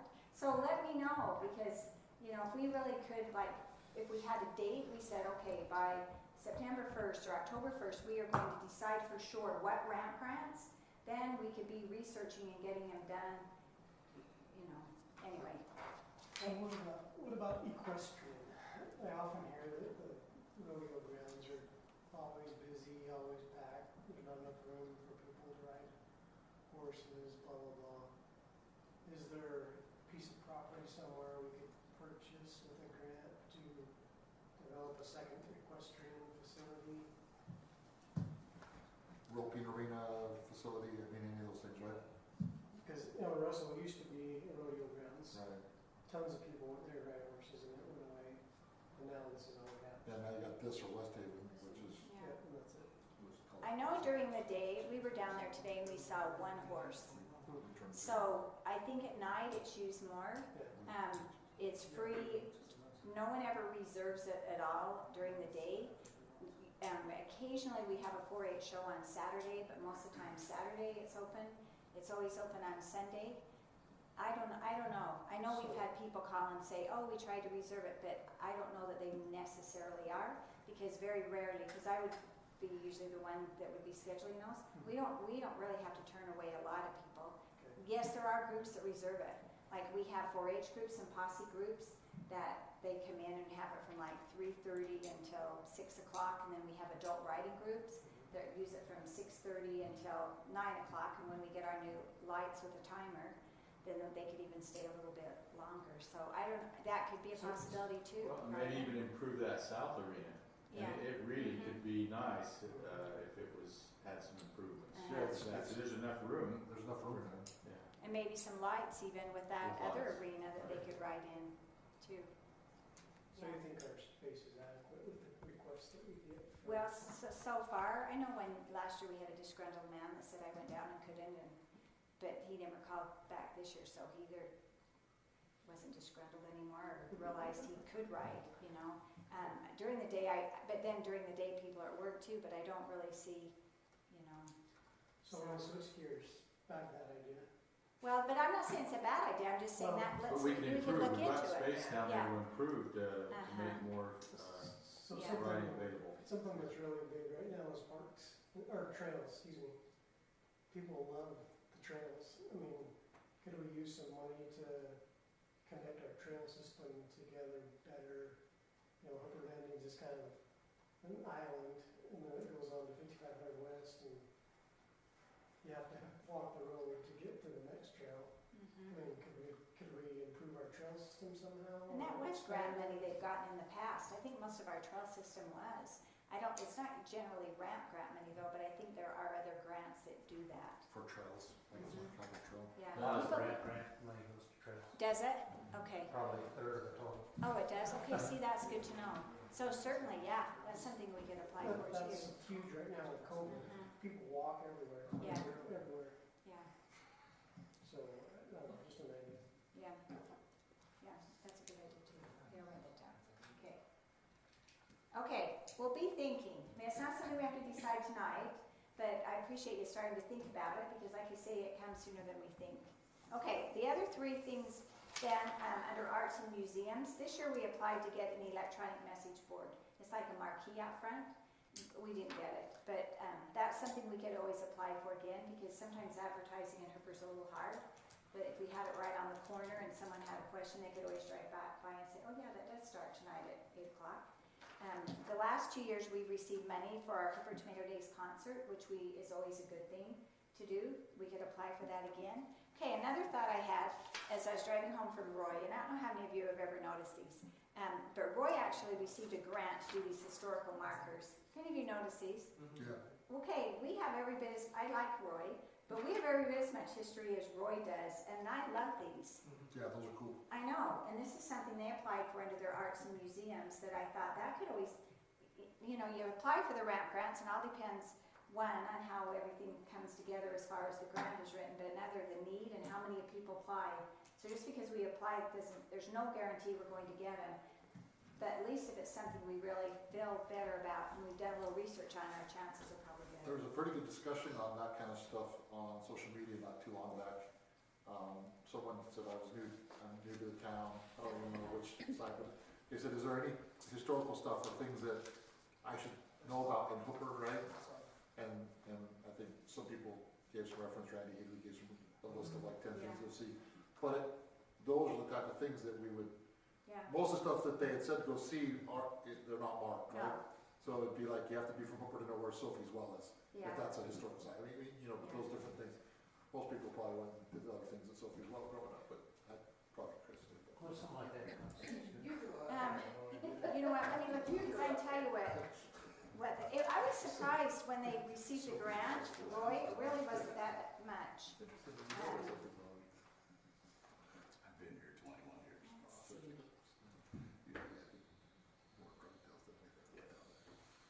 I thought I had it highlighted. I was surprised. Their grant was like $5,000 or something for the historical markers, and I was really surprised it wasn't more than that. But that could have been just a continuation on what they had. Oh, okay, this was this year. The Roy City received a grant for historical monuments for $5,140. But that probably is an increase because they've had some going. So maybe every year they apply for so many more. But this year they received 5,000. But if you go down 6,000 south in Roy, you see several along there. Yeah, Say 6,000 is store. Yeah, but that would be really fun in Hooper because we have a lot of history out here. People don't even know why the city's called Hooper, so that would be a fun thing to say that. I prefer West Country. No, I don't.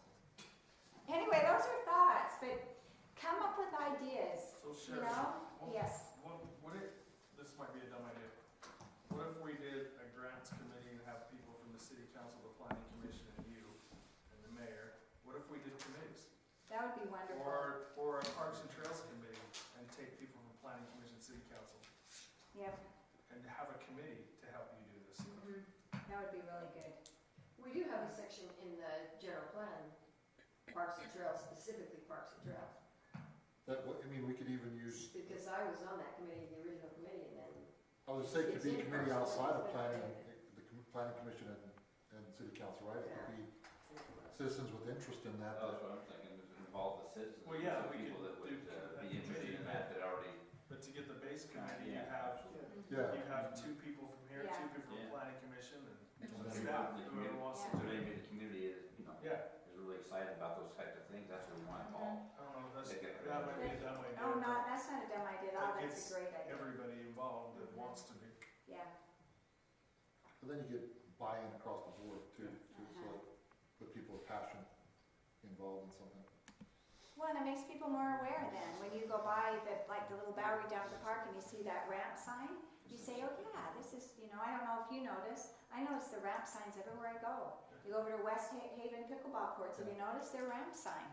And then people can say, well, yeah, what is ramp, and, then it gets a little more involved. And two, I couldn't find 2019s, I don't know why, but you can go on and Google and you see all the listing of the awards that they've given over the years. So you can go on to Weaver County Ramp and go into, and it'll tell you who receives the awards. So, okay, Well, appreciate that. Yeah, well, no, Let's run with this a little Let's bit. go. okay, any questions or anything? Oh, let's see, did we need to have a motion? Is there something in there that was, No, you don't have to. Just says If there hasn't been any, consideration. okay, like, Thumbs up. decisions on anything? yeah, then Okay. it's So just my discussion. question was, the budget that we just approved for this year and next, the allocated money to start on pickleball courts this year, are we gonna add that?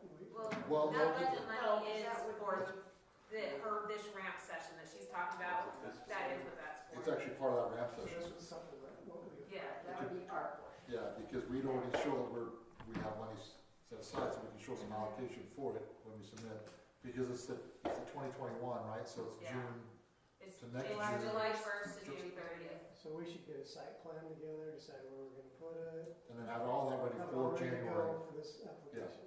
Right. And then hopefully by spring, we're breaking ground, because we have approval, we know the grant is coming, we'll have some funding from our budget, Yeah. and we should be able to run with that, right? Yeah, yeah, that's what we think. That's all I don't implementation. think by here now in the end of the year, I think that's wait and see about ramp money. Absolutely. Yeah, I don't disagree with But that. you can start all the planning without having the ramp. That's what she's asking Yeah. for, is to start the planning so that when spring comes and that money comes, we are ready to go at it. I did talk, like, as far as pickleball, I've been trying to do some due diligence, and I appreciate your efforts as well. I talked to Brian Mulaney, who helped with the West Haven procurement up there, and he said he's got some contacts with people that helped install that he thought could get us a better price, and when it comes time to really looking Yeah. at it, so, We have to have bids anyway. yeah, so we can look at That's already a state contractor, so, some different, places, because it sounds like they were able to negotiate a pretty good price from some person up that way. So do you want to select, so do two of you want to say you want to be on a ramp grant committee and we can then ask for others and we could get started on this? Right. So I'm a person that likes action, so I want to know I'm in. exact. I don't want it to just say, this is a good idea, we're going to do this, and then no one ever really does. So Chris and Chris, you will be the city council representatives, Yeah. and then So we they'll can drag ask 2 people from the planning 2 commission. people from planning commission. Brag. And then I think we should reach out to Whatever a it few takes. people in the community, Okay, that either have high interest in, maybe once we kind of settle on yeah, some topics I like the or word. some focuses, then maybe try to find people with passion in that, because yeah. then we do it not just by, we do it with people that have passion, whatever that is, right? Well, some that have helped in the past has been Lisa Northrup, who does the dance and a long-term resident, Stan Burgett, who knows a lot about stuff. They come and help me, this, cultural arts community. Parks and Trails right there. You can just do it. Brad, what do you? If you're giving them money, you can spend I'll get the floor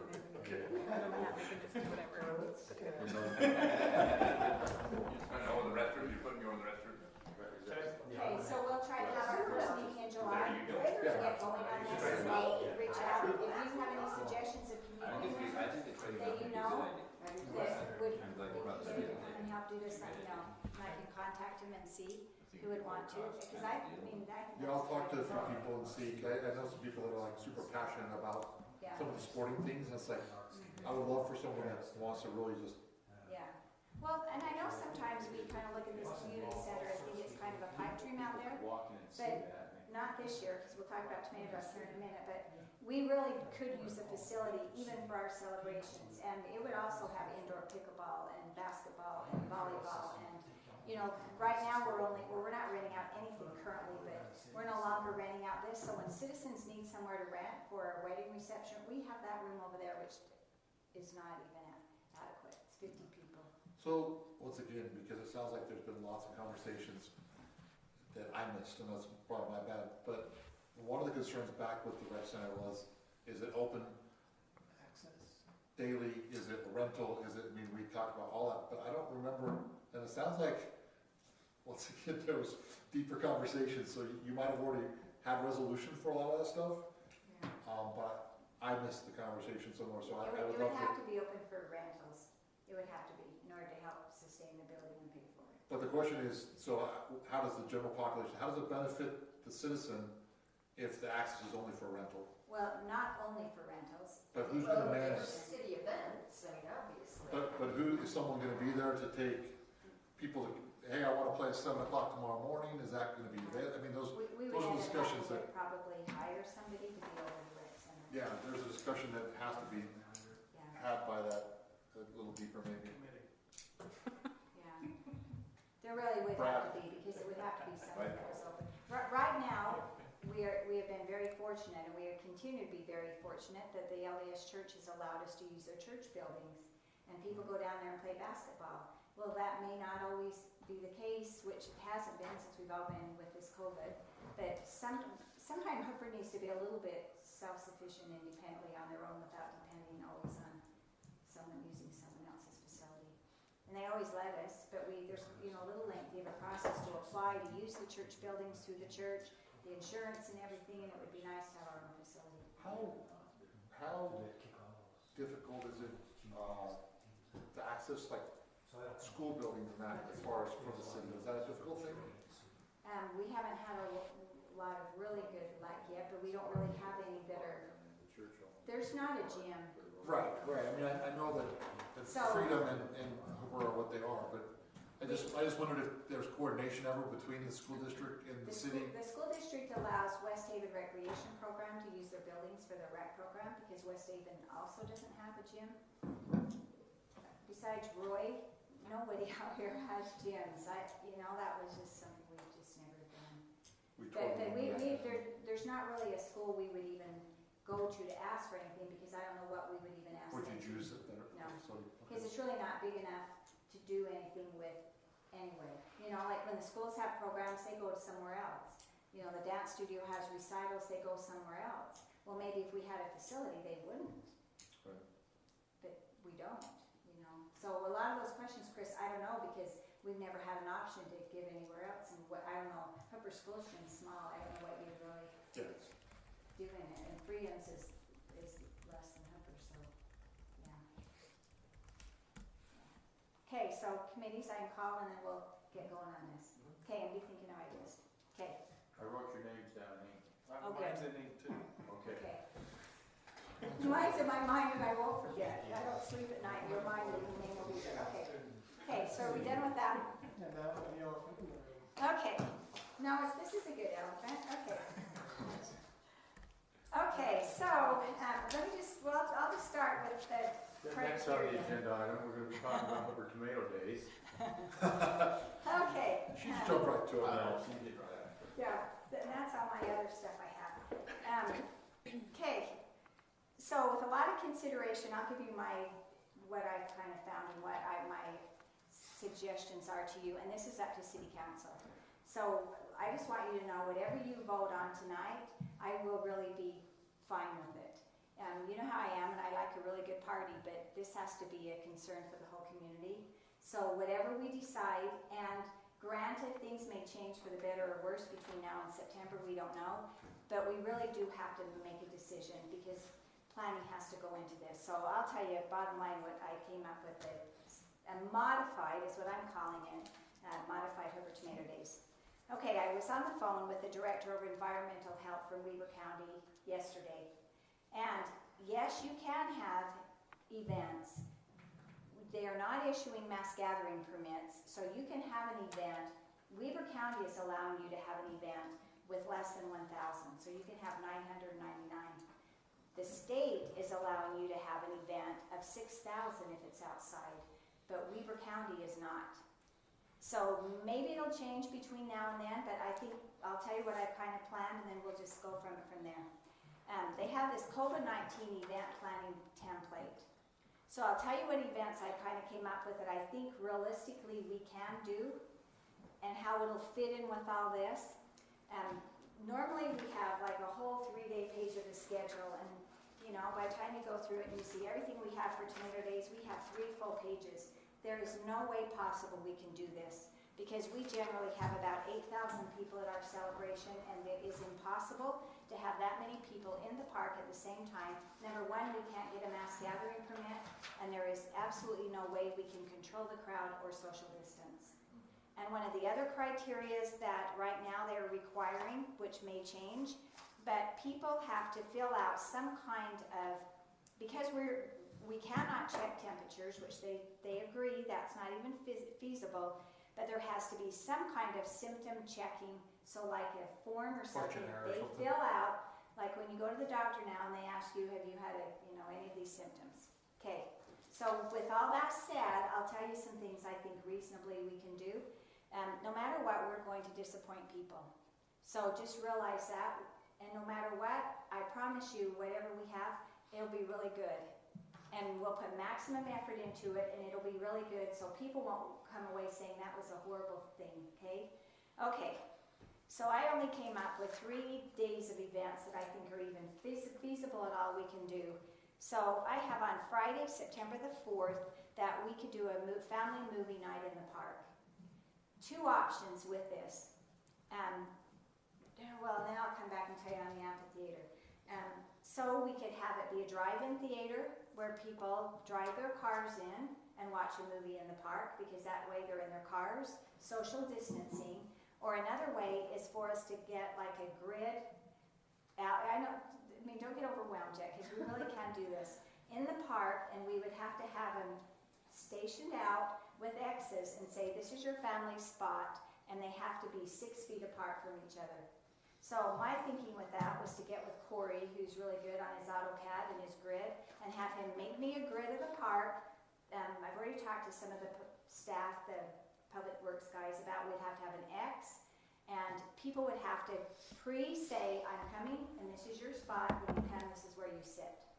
This is going to have to take help, because people are going to have to be at the gates. They're going to have to show us, okay, we're here at our spot. Anybody, and that will be up to our 1,000 people, unless if by September they're allowing us to have more. But this could all still be in place no matter what. I asked the health department, as of today, because we're voting Thursday, what is it? And I think we have to make our decision based on what we can do today, not what maybe possibly will happen. Okay? So I thought we could still have food trucks come. Food trucks are able to get permits. We cannot get any permits to do food on our own, but we could still have food trucks. So I tentatively put down at 6 o'clock we could have food trucks. Pepsi is still one of our sponsors, so we could sell Pepsi products because they are already all in their bottles, so that's nothing, we're not touching anybody's anything. And I know. Say that again? Yeah. Okay, rewording, don't put that in the minutes. Yeah. Yes, recording. You better clean that one up. I used to be able to, and now it's just part of the. Exactly. So my thinking was, at 7:30 we would start family bingo.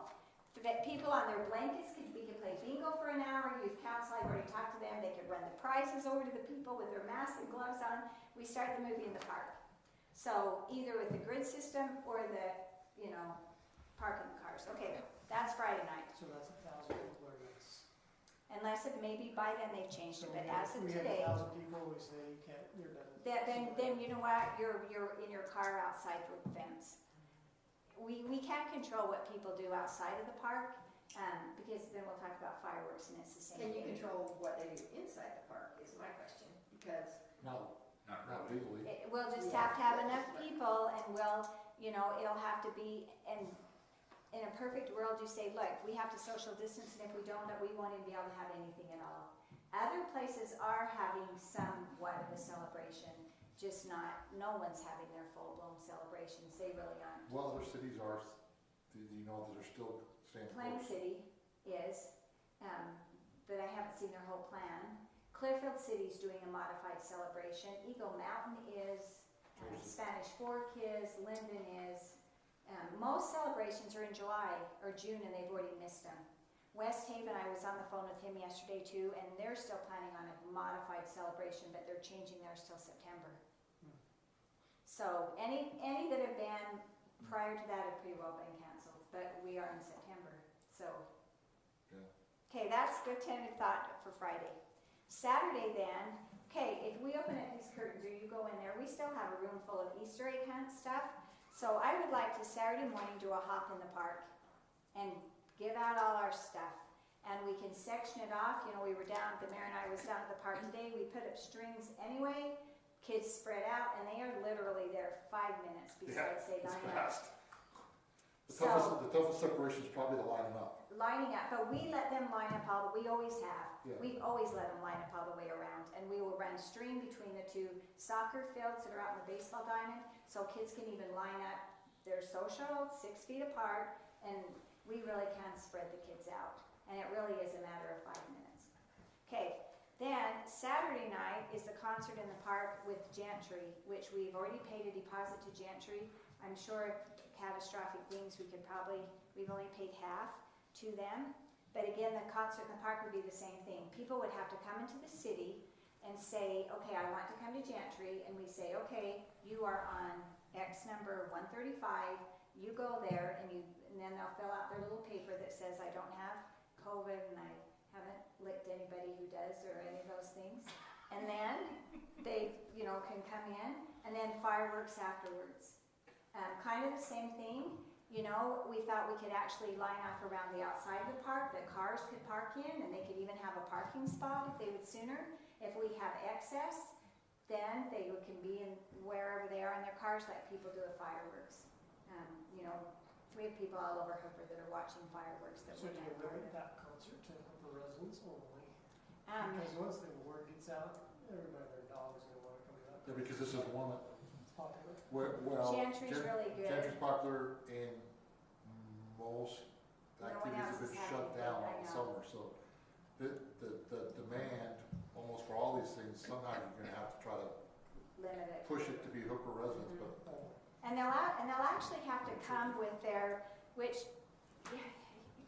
they will have to come and say, okay, my family includes 5 people. And then when they come and we're at the gate and they have their little ticket that says 5 people, then they can't bring in 45 people, they get their 5 people. And that's what they will have to be. But I think if we decide on this tonight, we advertise this is what we're having, and then we really realistically can wait till August 1st to say, come get your tickets, because we don't know, August 1st, maybe Weber County will join the state and let us have 3,000 or 6,000 people. And then the only other stipulations, And then it's just. It's just regular, yeah, yeah, I agree. yeah, Yeah, you have the plan for what is now. so yeah, when I hear this, my concern is, people are not very kind when they're told what to do. We tried to regulate parking of the horses in the church parking lot and get them over here, and those that have had the fun of doing that know that we encounter yeah, some pretty good pushback. yeah. So Yeah. now I'm gonna take 1,000 people, divided by 5, and I'm gonna tell them that that's your X and don't move off of it. Yeah. But if we do, but I was thinking if we did Like- 20-foot squares, each family really will have like a 10-foot plus. So we're divided enough that really if they're a 3-year-old who wandered off a little bit, no one will call it mean, I'm hoping, okay, two things I thought when you're saying that, Chris. We have become a nation that for some reason have done things we never ever thought we could have. If anybody a year ago would have told me we would have been quarantined and we couldn't have left and businesses would have been shut down, we would have said there's no way we can do that. Hopefully people are getting a little more compliant. With that, we're still going to have people that aren't.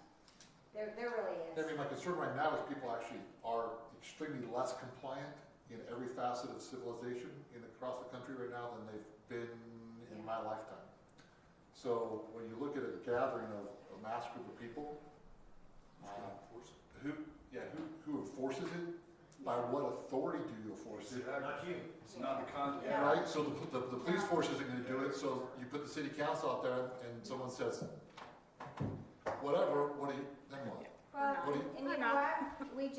We have I- we have to decide if we want to do it or not, and then we hope for the best, because really, we've had very, very few problems ever with any Hooper Tomato Days when we've had 8,000 people there.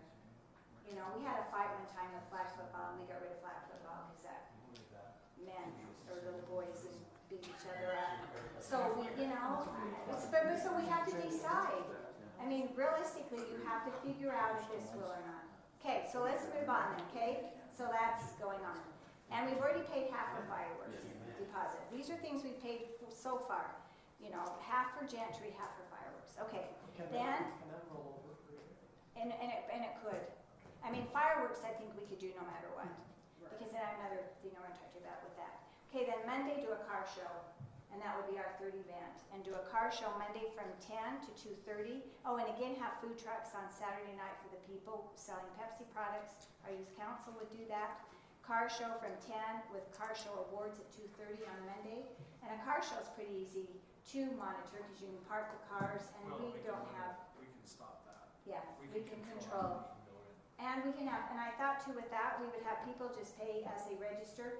One thing is we don't want to have a lot of people pre-paying for events at any time when they have to cancel. Because we talked about doing the 5K race but then the registration company won't give back refunds.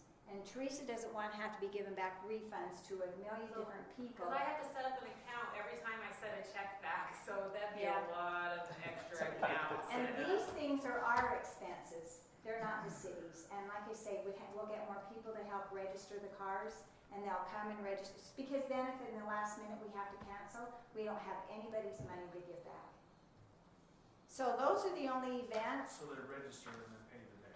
They register and pay. As the car comes, they register, and then if we get more cars than we can feasibly have. But I tried to do it so there was only one thing going on in the park, so we're not having mass gatherings of people. But again, you have to decide if you think this is even feasible, and if you think it isn't, then I certainly respect your decision of whatever you think. Okay, while you're milling that around, let me just present a couple of other things. In the past, we've had Go Big or Go Home do our movie in the park, and they had that great big huge blow-up screen. They are no longer in business. So I've done a little research, and the people that we bought the amphitheater from actually have a powered movie screen with a built-in projector unit to it. That West Haven said they would be willing to go in 50% with us because us and West Haven share that amphitheater, and it was a grant we received one year. Okay? So I have these prices. Like to get the movie screen is $5,900, which seems like a lot, but after we've paid $1,500 to $2,000, 1 year it was $1,000 to go big or go home, then really we'd have it paid for, and then maybe next year, when the world is somewhat normal, we can maybe have other movies in the park, and we'd have it. And then there's also projectors, but in order to get a projector with the lumens, I kind of do a little research on these too, and to show up it big enough for the screen, it would be about $2,500, which the West Haven's about $6,000 and about $2,600 for the projector. So we'd have to buy our own projector. No, we'd share it with West Haven. So those $2 figures combined, then we would split.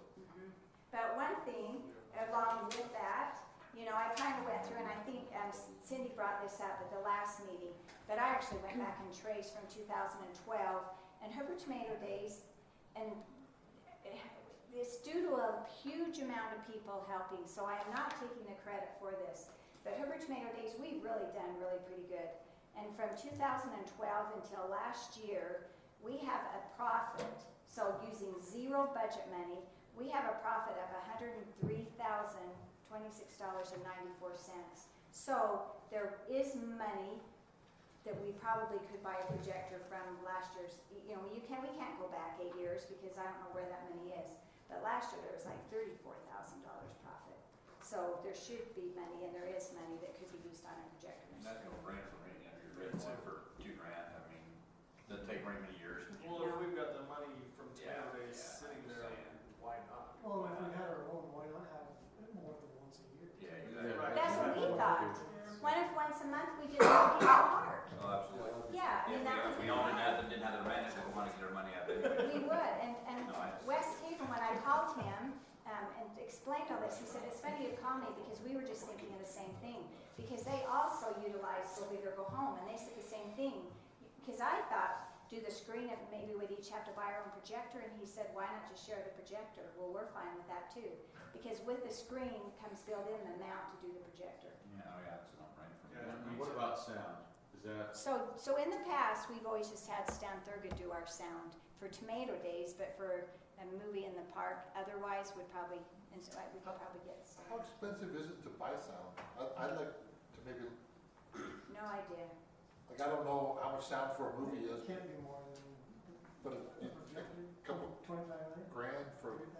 having our own amplifier. Yeah, why don't you buy a projector this year, and then next year look Yeah. into buying a sound system Yeah. or whatever. Yeah. Well, not this next year, but probably the year after, Yeah. probably. And then just, This is gonna be a wash, sounds like. Okay, anyway, so going back to Tomato Days, just one other thing. No matter what you decide, I mean, if we decide to do it, I will really try my hardest to get enough grants to pay for Tomato Days this year so it won't cost either. When I added up all the costs so far, if we do these things right here, and I don't know how, you have to pay a little bit of a licensing fee, like $200 or something to get a movie. yeah. And I didn't include that in, but with having Gentry, there's the sound for Gentry, the fireworks, we're into Tomato Days $24,000. And then maybe you'd add $200 for licensing. So far, with the RAMP grant and the money we've already received this money. This isn't committed money. We've already received $18,125. So I only need to come up with $6,000 more that I still want to. We're not going to make money off of Tomato Days this year if we decide to do it because there's nothing to make money off of. And some of the things that we can't do, like the rodeo, we don't break even on the gate with the rodeo, but we have Ram Rodeo that sponsors Larry H. Miller. Ram Rodeo called me last Friday and said they are sponsoring no rodeos this year. And between them and Larry H. Miller, it's $5,000. So it is not even feasible to do the rodeo because if we have to social distance and sell half the ticket and we don't have our sponsors. And so anyway, we're not going to make money off of Tomato Days, but I really will do my best to make sure we don't use budget money or go in the hole. Well, it's a unique year, I mean, we're just gonna do the best we can, Yeah. you know, I'm not. And people I think will still sponsor, you know, Well, yeah. I think I can still get people, because I've had people that have already committed that they would sponsor and some I think will anyway. But what we need to decide, okay, while you're milling this over to you, let me just throw one more thing out. Okay, the suggestion was made. Okay, the suggestion was made, and so I've done a little research on this, since we are hopefully going to have a modified Tomato Days unless we prove not to do anything at all. What if we did fireworks for the 4th of July? There's money, again, from Tomato Days left from last year. What if for the 4th of July, we just do fireworks? We just say we're doing fireworks, use social distance, you watch them from your house. Some people go to the cemetery. If you go to the park, you have to social distance. It won't be us monitoring the social distancing. We're just shooting off fireworks because a lot of people aren't going anywhere. Very few places are doing a 4th of July celebration. It'll be $8,000. I already received all the information from Lantis, because I called them to see if they even had, they still have 2 pyros that could do them for us if we decide to, and they'll do it for the same price as they do Tomato Days. So that's an option too, but we need to jump on that pretty quickly since we're almost to the end of June, which I don't know how that happened. So is there money somewhere for that? Well, I'm thinking if we use Tomato Days Oh, from last use year. that cash from last year. Yeah. Is that cash from last year in a Tomato Days account then? No, it's just part of our savings account, so it just goes into our capital projects. So it's part of our capital project, so Yeah. that money's not really earmarked for Tomato Days? No, but we try to kind of track that on the side, because we want to try to use that as But much she park. has Tomato Days budget money, and then she usually doesn't use it. So we would be actually dipping into what we budget for Tomato Days.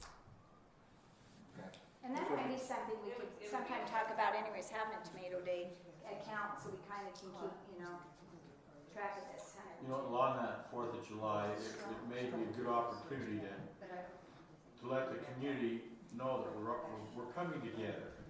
You know, maybe we would encourage everybody to put up a flag or put some type of something in their yard that would show, the support of 4th of July.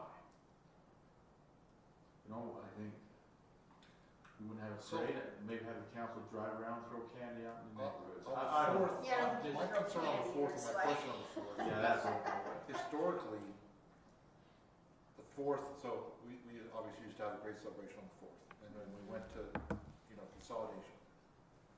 But there are surrounding cities that have substantial investments typically on the 4th.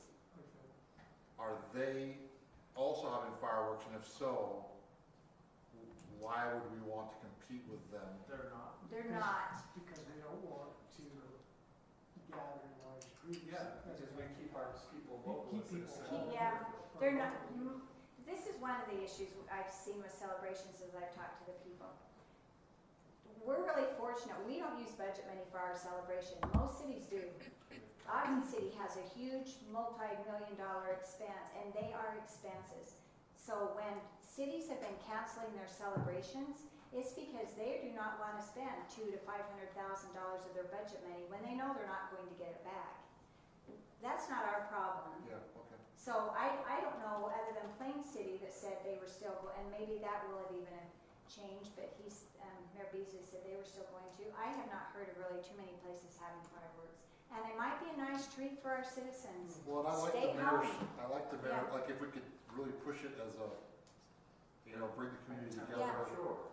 In light of everything that's happened, it would be nice to have something pretty positive. Celebrate. We want to celebrate, sure. And they would know we were doing that for them, because we have, we know people are having to stay home, so. So fireworks, when you look at fireworks though, so are you then again going to have spaces in the park? I don't think so for the Or 4th the of park. July. We'll just say social distance and watch them from your phones. And because I don't know how I don't know that we want to have to be monitoring that too. If we're not down there having music and a big thing, all we're saying is fireworks are going to be shot off on the 4th of July at 9:30. Enjoy them with your family. It's great. Go watch it somewhere. Would the park be locked then? Would what? Ray last year didn't do Parks it. are still open. No, It would just he be on didn't there all want the to time. anymore. Same way We use could. the park So now. We and could now lock with it. We have that ability. Which is one good thing, is it's kind of a I don't know. comprehensive It'd be- contract. I just, Because whatever. before it was Ray Yeah, did it, I and it don't was know. our insurance, I'm and out. then I'm not. we were just hoping no one got hurt. You're just a And fan. now with Lantis, it's all one contract. They pay for the pyros, they do the insurance, they bring the fireworks. That was a better deal. Yeah, She's- and it was the same price that we paid the year Pretty before. strong, I think. Yeah, Ray said he didn't want to do it anymore. Yeah. But that's something we need to decide on too, and then I told Lantis I would let him know. But, really, the fireworks, you can see, we watch them from our house, well, not anymore because I'm at the park, but years past, you could watch them from your house. A lot of people go to the cemetery because there's that nice grassy We've gone to State area. Center before. That's Steak usually Center's full, a lot of people nice. there. Yeah, but this is again, have to be people's, up to You them, can even see social from, you can even distance. see from Eastover. Not on those quarter-acre lots you feed it. There's a house in your way. You can see it there, I promise you. Yep. Are you sitting on your roof? There's too much criminal activity in those quarter-acre lots. Between the top All bars. those people we drove. Okay, so some things that we need to decide for sure. Oh, by the way, so we could, this is going to be the t-shirts for Hooker Tomato Days, and we were going to do a Roaring Twenties theme, because it's 2020, Hooker Tomato Days started back in the 20s, so graphic designer did this. No matter what, we have got to do t-shirts, because people are already calling asking when our t-shirts are going for sale. Some people have collected them every single year. Well, it will be a special year. It will be roaring. Maybe, yeah, maybe. It has a whole Time yet. different, probably than even, but, so we need to decide maybe first what you think about 4th of July, So we yea or nay, got and about what? Tomato Days. 4th of July. We got one more topic, one more topic, one more topic. We got a lot of topics. Stop. So 4th of July. We're settling in on 4th of July. 4th of July. Yea or nay on fireworks, I say, $8,000. Thumbs up. I say yes. I guess it doesn't matter what I Do we say. make a motion? We'll just call for a motion. I- I don't even need a motion. Here- I just- Here's my concern, Well, then everybody will. one more time. Okay. What are you doing with the park? What are the logistics?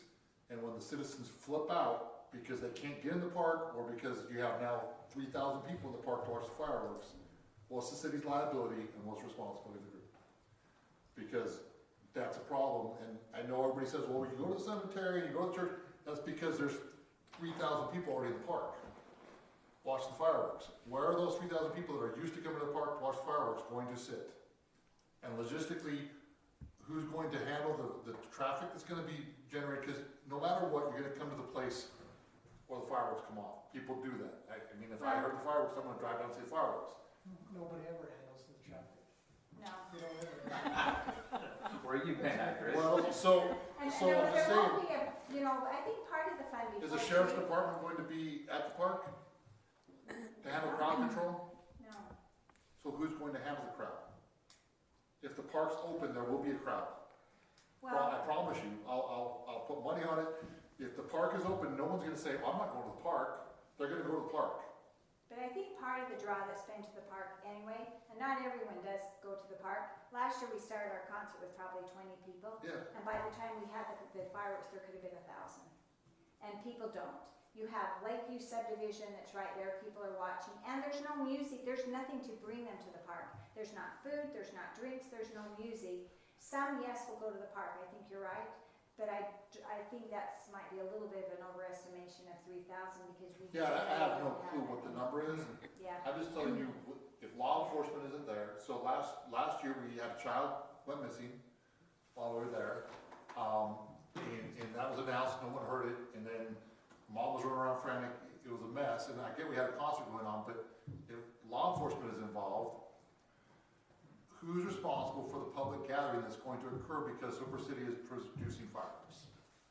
What do we do for Spike 150 at this park? Like, I When we did the fireworks at this park, would that be something that would Yeah. make it more? we did the Practical. fireworks here, we didn't have crowd control. I There's a little maybe more had room. 1,000 people here, yeah. We could do the fireworks here. I'm not saying don't do them, I just wanna make sure like, it's easy to say do it, but then somebody's gonna have to execute it, which Yeah. obviously falls on you. Yeah.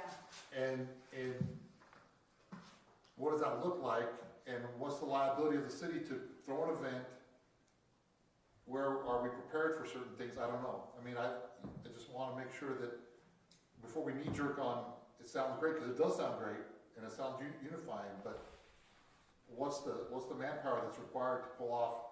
And it's one thing to say, well, they're just all in the field, but I know people still gather, and it's a weird climate right now out there, and so I just want us to make sure, you know, 3 people said yay, so it doesn't really matter what I say.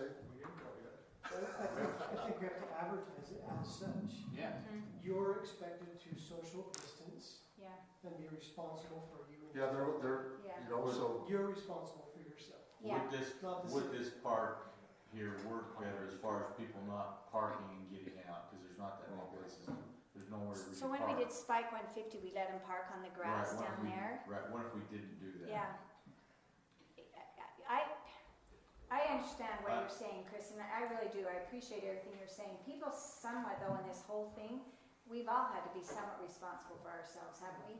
I mean, I think advertise like you said, Ryan, it has to be, look, social distancing.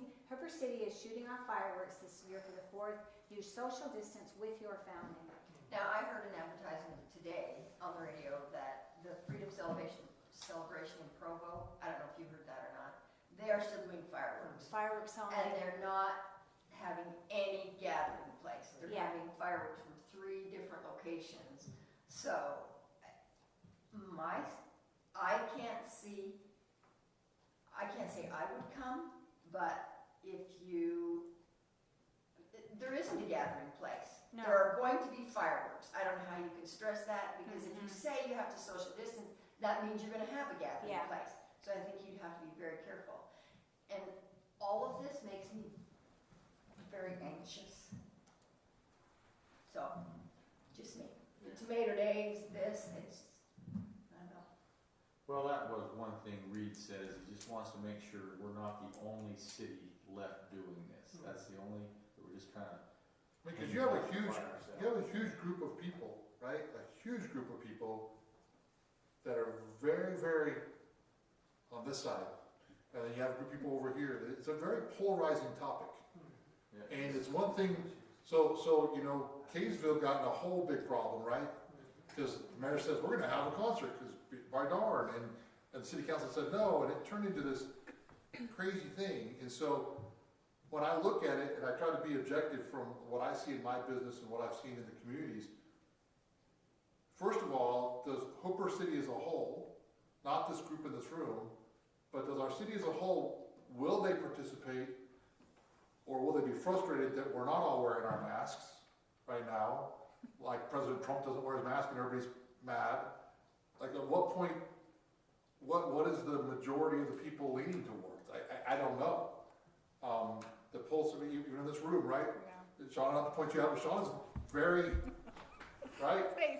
I mean, we've had Give me my like space. discussions, and I've been very vocal that like I don't feel comfortable, and like I've expressed to share that I won't, as staff, I won't participate, right? Like I consider my household high risk, and I'm high risk, and so I won't be doing that, you know. And So you look at senior, and that's senior just population. Respect that. You have to respect everyone's. So you look at the senior population, which is a large attender on a lot of our stuff. So if you take the 65 and older population, right?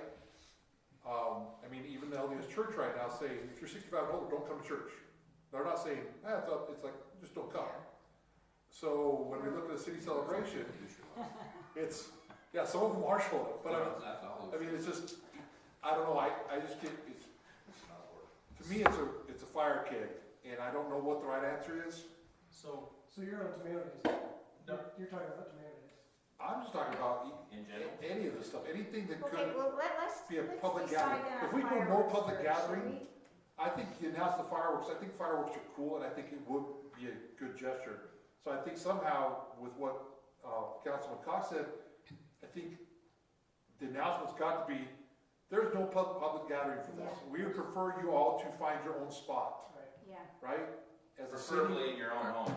as a city, we encourage you to Or stay. do you think we could not publish like where they're being lit off? No, but, well, You I don't know. know, I mean, there's only 2 spots, but it would still make it so that like people don't. Because what if you have everybody line up at the park though, There's in an their alley. cars, and then, Could we have one set where they're traditionally at, and another one on the east side of town, going simultaneously? we'd have to have two different. Yeah. You know what? It is quite a bit of work setting up the racks for the fireworks. Since I've been doing this, have become not involved with helping in the setting up, but just seeing the racks. Dell's actually helped with them. I think we would get charged double because it's a lot of work. And it is really a symphony of perfection. That's not over dramatizing at all for them to light up those fireworks, because you have these huge racks with people that go along and do one after another. I can't I'm just see thinking that. east side of town.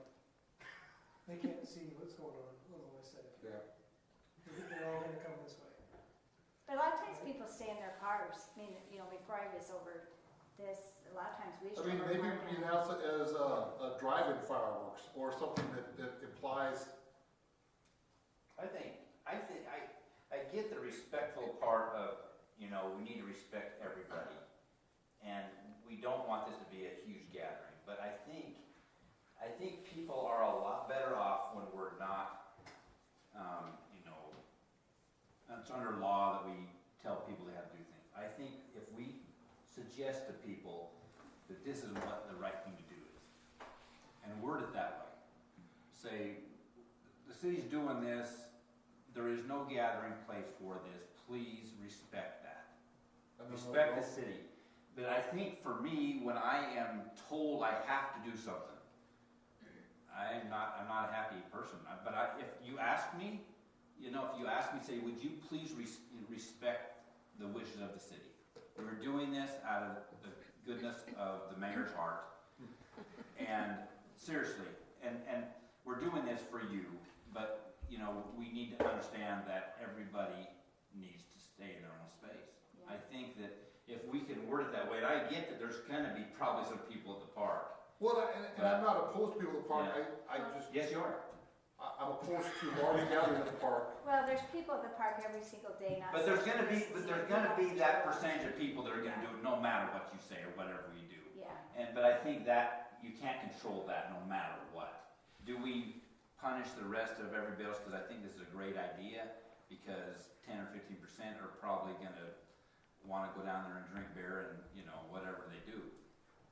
That's what I'm saying, and I think that we put it out there to say, hey, please, you know, respect other people, you know, and the city. So I'm not opposed to fireworks on the 4th, I just think the communication of how they're done. Yeah, I agree. And how we execute it. It needs to be very carefully thought out how that goes out. I agree. and you can see them from all over. I don't know how many of you watch Roy's fireworks from your house. We do every year. I mean, you don't have to be sitting in the park to see the fireworks. We see more fireworks from our house long before we ever see Hooper's because. Yeah, you we're can the see them, farthest north, can't you? farthest east, so. Yeah. The amount of people that spend on fireworks themselves, it'll be quite the show all over the city. Yeah. And people don't come, and we respect people that don't feel comfortable coming. Absolutely. And those that don't feel comfortable coming, like we said with Shauna, I respect her. If we do this, she won't come, and that's okay. But I think like you, Brad, are we punishing the other 95% that want to have something because we're panicked about the mischievous 2%? I don't know. Yeah, and then I get what Chris is saying too, is that you don't want to, you know, create this mass gathering, right? That there's like, oh, there's 3,000 people in the park and they're going to stay there, and you know, you see the video clips around the world, around the country actually, from in Vegas and different places they've opened up. But you know, I think if you carefully word that and just say, please be respectful. Yeah. And please stay in your own space. No social gathering place, Yeah. I thought sounded like really good Yeah, absolutely. wording. So I just have one, because I've changed sides. I'd rather not have a disaster on the 4th of July and have to cancel Tomato Days. So while we're on And this. Tomato Days is 2 months away, So, and 4th of July is a week away. so Tomato Days, with having to limit it to 1,000 or less people, we have 9,000 residents in Hooper. It is not logistically possible I don't like 10% may show up. to only have 1,000 people at any event Yeah, and say, you can come in, but you can't. You can't do it. yeah, when I looked at it, I haven't said anything about tomato juice, but As much as I hate to say that, you can't do it. I don't think it works when you have to limit the number of people that it's available to. If we could do 3,000, it would be possible. Maybe, but 1,000? We can't even no give way. one eighth, I mean, of our candidates. You can't- Except for these events, we don't always have thousands. I don't know how many of you went to the concert last year, but Gentry is better.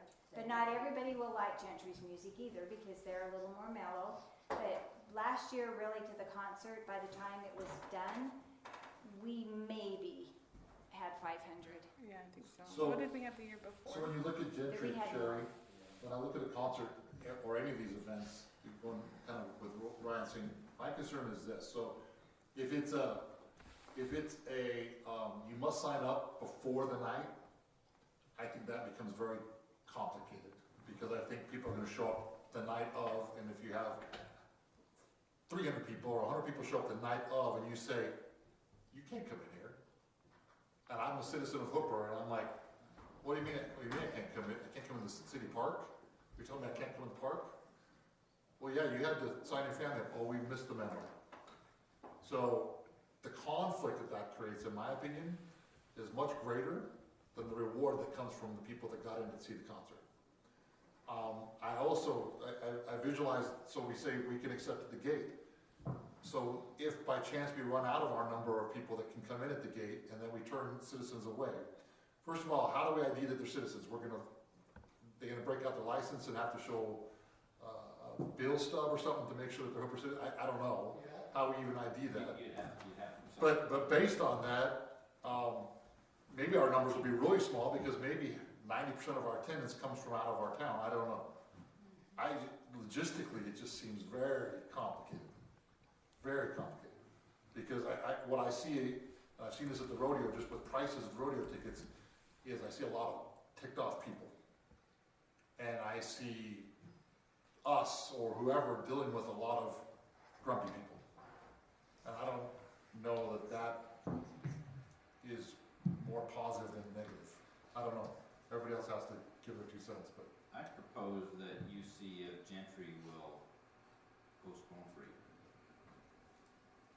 That's what I agree with Chris. I think that, and I don't know how you can limit it. And yeah, we've had that in the past. The communities around, you know what I'm saying, aren't having anything. Is everybody gonna say, hey, wow, there's something going on? I don't know that. I don't know if I wanna bet on that. Man, I just remember going to, I'm sorry, but I'll use a little history of my life. I remember going to a New Year's Eve church dance, and at the church dance, they judged you on your jeans or your not jeans, and they turned people away. And I remember the fights that existed at the door because parents had dropped kids off, but their jeans weren't new enough, right? Because they were cut-up jeans or something, and the chaperones were turning them away, right? And it was a mess. I remember it just being a mess. And then I think, now you take adults with their kids in tow, and they're coming to a concert, and you say, you didn't get an X. Yeah. And they're like, well, wait a minute, we're Hooper citizens. Well, you should have pre-registered. And they go, oh, we didn't see that. Where did you guys advertise? And you know you advertised it 5 times, but you know how human nature is. And I'm not trying to say our citizens are bad. I'm talking about human nature. It just scares me. So my perspective is most of those events are pretty difficult to hold. As much as I would love to have celebrations, I hope this all goes away, but. Well, and my meaning is that way also. I guess that's what makes me so anxious is all of the logistics of it because I love tomato days, of parade, of the whole thing, but I don't know. This just makes me anxious. So I would probably be for canceling everything. I would love to see what you can do about Gentry also. I just can't believe that our county has one number, and our state has another number together.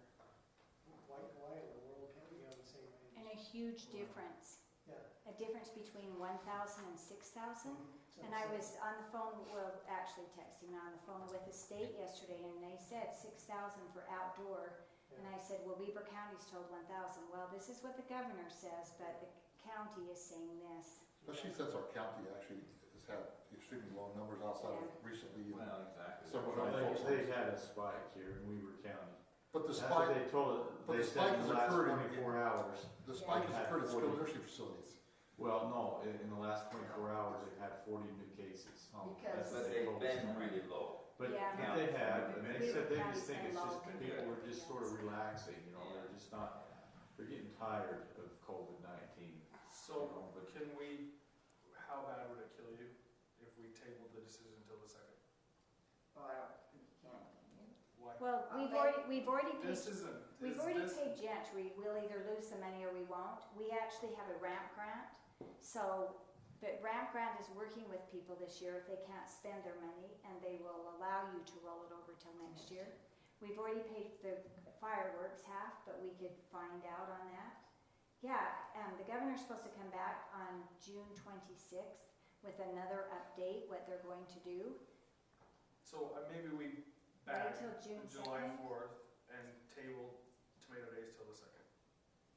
Because really, I'm not downplaying anything, but this schedule that you've proposed, 2 weeks isn't gonna ruin it. No, because this is all stuff we're doing. And I can let the committee chairs of all the other events know. We wrote a letter today to send to the rodeo contractor, who is a great kid. I mean, I say a kid because he's the age of one of my sons. That's his livelihood. And so we still had to send a letter though and review the contract and say, based on COVID-19, we can't have the rodeo. So I could let all the community chairs, because, you know, the only one doing any of this independently of like Hooper City is just the car show.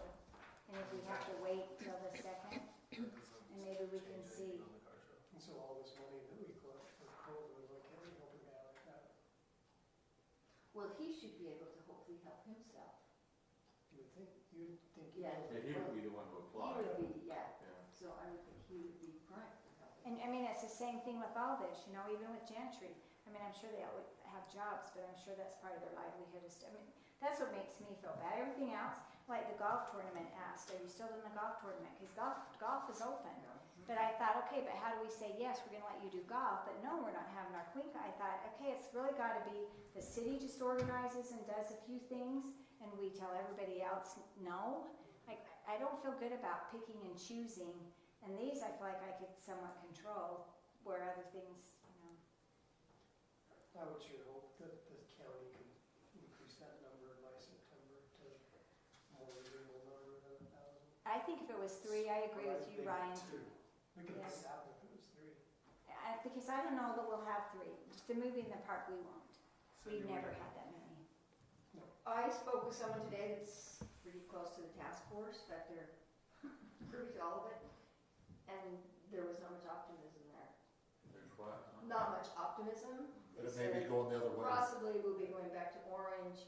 Hospitalization, they like to keep below 60%, it's up to 62% and increasing. So, you know, based on that,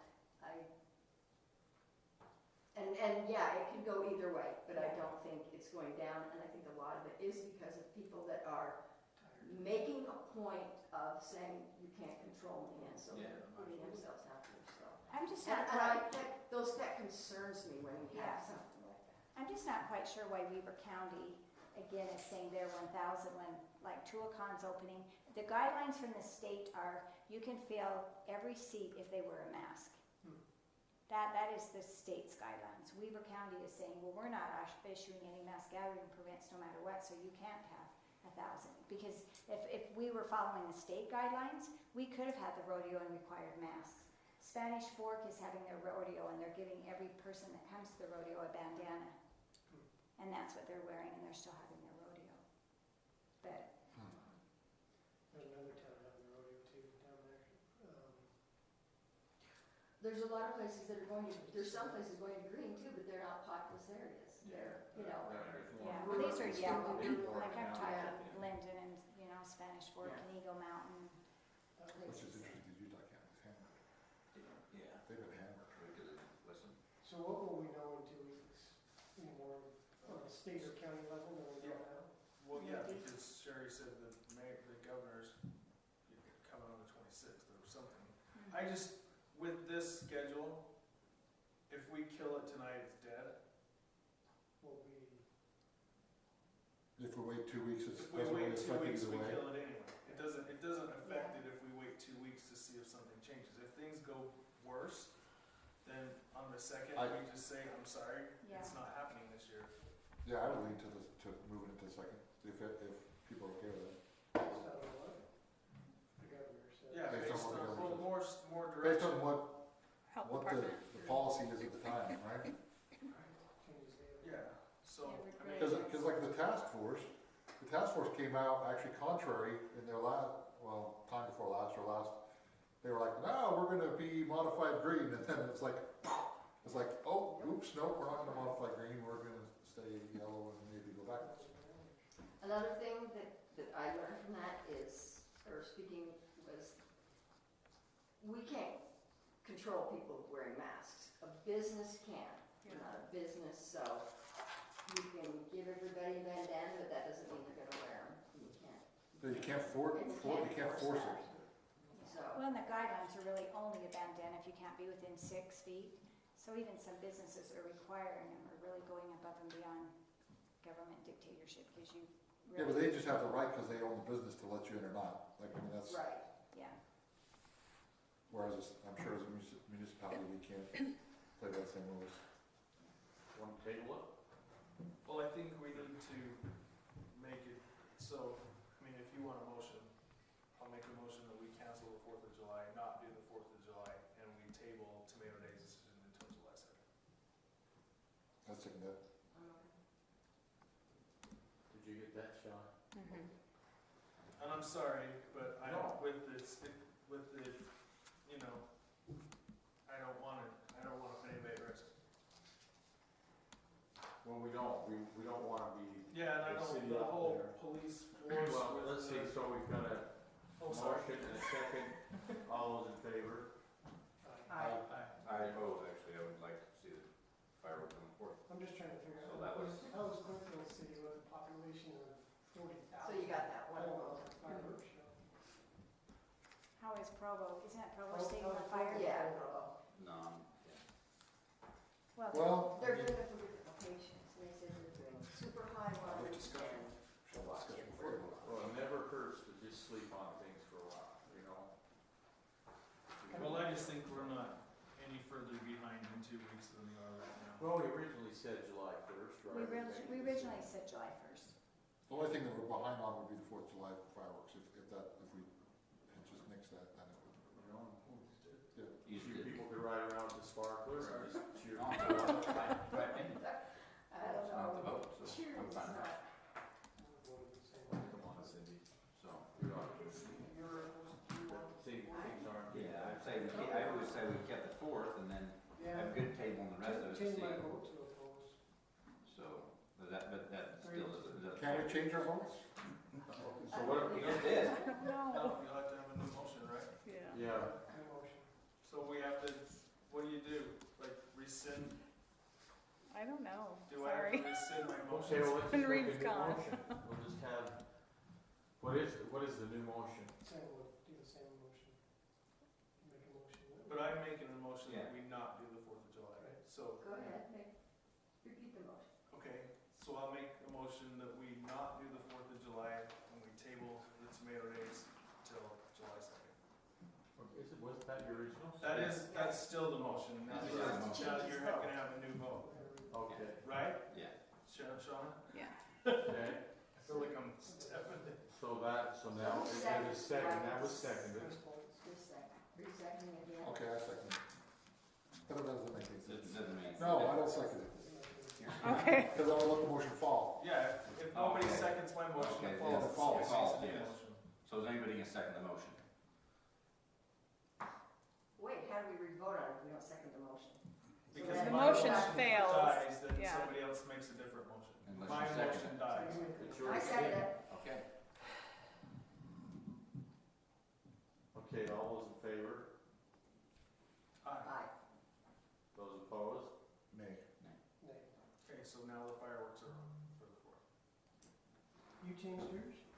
Yeah. You did? Well, so the question is, do you have to have another motion saying, No, that was it. But you still need one for the tabling, the I did pepper that. tomato days, so. Oh. Yes. we need to Yeah, go well, there. wait, It's wait. tabling it, Okay, so we can't table so- it. Where are we? Okay, so the Shauna? motion was to table, Let's do one thing at a time. so, Yeah, yeah, so the separate motion them was out. to yeah, So table why- 4th of July, no, cancel 4th of Cancel. July, and then table. table that. But then there was a no, So we're doing canceling. but does that mean it's approved? No, I thought. Like, you're gonna have another to, motion yeah, saying- to approve it. To approve I it. would, yeah, Yeah, right, so it has to be. right. Okay, so we're just doing 4th of July, Well, right? Can't you just rescind Oh your? my So, Lanta. so make a motion. I'm not gonna approve the minutes next time. They're all just recorded. This chaos, I can't make I'll you a guys mo- look any okay, better I'll than what start it off. I'll make a motion that we approve the fireworks for the 4th of July and we're tabling the talk about. No, we're gonna do it one, Okay. separate. Okay, make a motion that we are gonna have the fireworks on the 4th of July. Did you have a second? You didn't feel strong about it.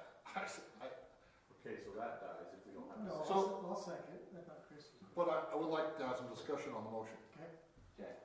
I would like to add a caveat to that motion that we clearly state that social gatherings are not recommended by the city Or approved.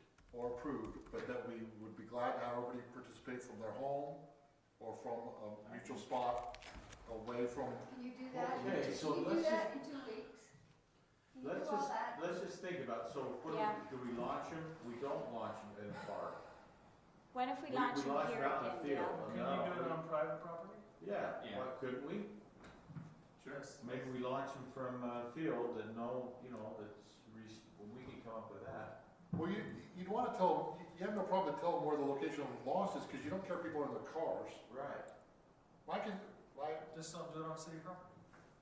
They just can't walk in to watch them. They just can't get in to watch So them. where could we do that? Cornfield across the street? Yeah?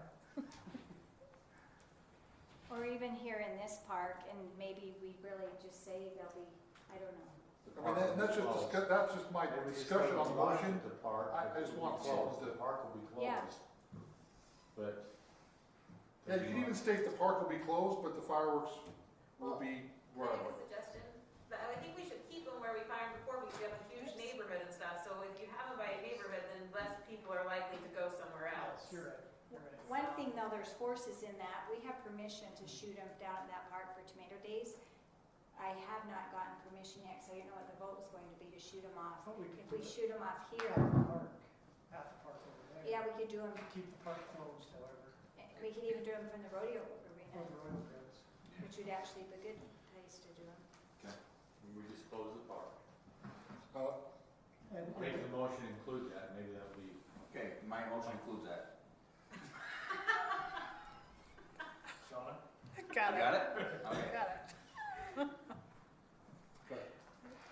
Okay, so do we have a second? Yeah, we have a second. Ryan seconded it. All those in favor? Aye. Any opposed? I'm opposed. Two opposed. Motion carried. Motion carries. Okay, now we got the other one. I'll make a motion that we table the decision to have activities for Tomato Days until July 2nd. And I'll second. Okay, any discussion on that? All those in favor? Aye. Any opposed? Okay. Do we need to have a motion in order to spend the money for the projector and the screen? I don't know if that's something. If you could, it'd be If helpful. it's money, I thought you had a. Yeah. I'll make a motion. And it's over what, the amount I think that is supposed to be Yeah. approved by city Can we council? task Sherry to find out cost on the sales as well? With that motion? Yeah, maybe And then we do should a that, and package. do it. Do you need to do it now, Can or we could do you that at do the it? next meeting?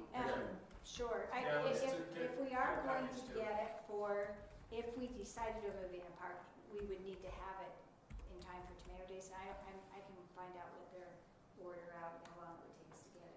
I know for sure we're okay with sound this year, but we have to have somewhere to project the movie onto if we're So you doing wanna keep it. it So separate? So let's just do it now if we have Yeah. sound.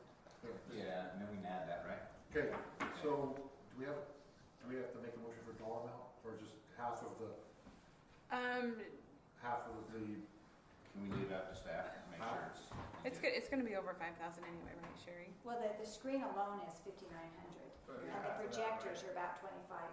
Yeah, and West Haven, if So they you're were looking at getting it approved. 85, so half of that is, So is there a condition if West Haven participates? Yeah, what if West Haven doesn't, and then do we still want to, but I'm pretty certain they will, because, but what if they I don't? would make the motion that if West Haven participates in half, and I think that's a really good deal. Did you just make a motion? Yes. What if they don't though, then we won't get it? There's a There's condition. people in it, like everything else. I don't know. We have the money from Tomato Days last year. I'll make a motion that we buy the screen and the projector, and we know it. And if West Haven wants to rent it, they can rent it from us. And if they pay half, because And it'll if be they mounted pay on half, the amphitheater I like that, anyway. yeah. I'll second. The I'll screen second does that. move with the, yeah. Yeah. So there's a second? A second that. Okay. The amphitheater is in West Haven. Amphitheater currently is in West Haven, but we co-own it, and it comes back. so we share it. Oh, We share it. supportable. The portable. Yeah. It's right, a portable. yeah. All those Yeah. in favor? Aye. Any opposed? Okay, that motion carries. Well, thank you. This is really a hard thing. I know it is. Sure. I mean, I don't sleep a lot thinking about this, because no matter what, it's hard. I mean, we want to do its very best for Hooper. The hard thing is it's still a ways away. Yeah, that's You all. know, you hate to make a decision and then, things have got to start opening up by September, our whole country's bankrupt and everyone's crazy, so, you know. Do we need to make a motion on the shirts, or we're just doing that? Looks awesome. I mean, if not, we can do Roaring 2021. No, we need to do shirts this year. No We've matter- gotta do shirts. Whether we get shirts or not. And my recommendation is just to do more of the sports shirts, because I think those are pretty hot. Yeah. I think They it's definitely sold fast. they're so fast with Yeah. the typical tees. And we were thinking of, we get 3 colors, so we were thinking of doing a green shirt. Oh, that'd be Isn't cool. that becomes one of the colors? How did you sell most of them last year? Last year, we didn't sell as many. The year before, when we did the gray, we have very few. We almost sold them all out. Last year, the blue, it turned out a little too close a color to the gray, and we still have some left. They usually end up throwing out at the parade, which, you know, unless if you decide to get up in the morning and sometime drive around to and throw out shirts, you know. That's what Blood Club's doing. They have to think I can do something that. like So I can do yeah, I that. was gonna say the parade, what could we do with the parade? With the council, the commission, and I I know. don't see When I, Some type of You have community to take a involvement. little planning, but ride through communities, you know, so we did every. My wife's a school teacher, and they did that. Yeah, We and the we kids drove, love it. it was like 3 hours long, it was not that long, but we could have a community, we could have the I'll make a council. motion that we adjourn. You got citizens. Here we have, Oh, okay, are there any Okay, citizens? thank you. Thanks. Thanks, Sherry. Okay, at this time, we'll open it up to citizens' comment. Okay, seeing none, we'll close the citizens' comments and I'll make a motion we adjourn. have a motion to adjourn. Can I,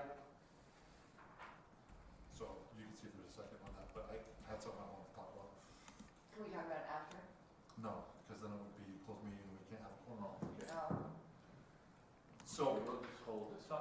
so I know everybody's ready to go, but I reached out to Sean earlier in the week. So one of the things that we talked about is it's come up, so last week, or last meeting, Councilman Hill brought up something during the meeting, and he said, hey, blah, blah, blah, and it kind of took us off track of what we were talking about, and we said, well, we'll talk about that towards the end of the meeting. But then we don't ever circle back around and have a chance to talk about that, because it's not really an agenda item, but it's a discussion.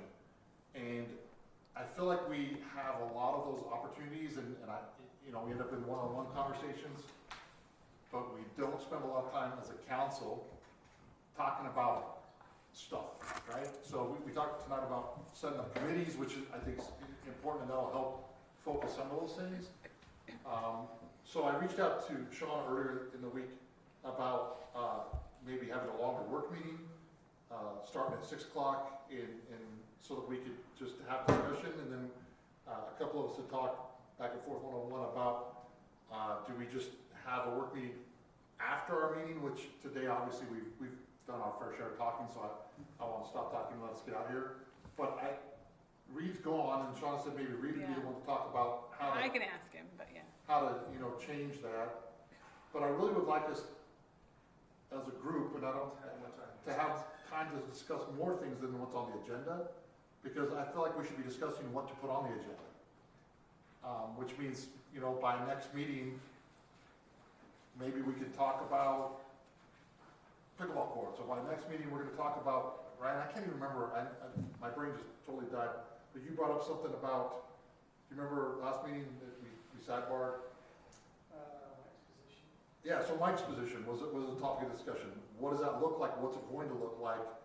I think as a council, we'd like to be involved in those type of discussions. And we can only do it when we have a public meeting.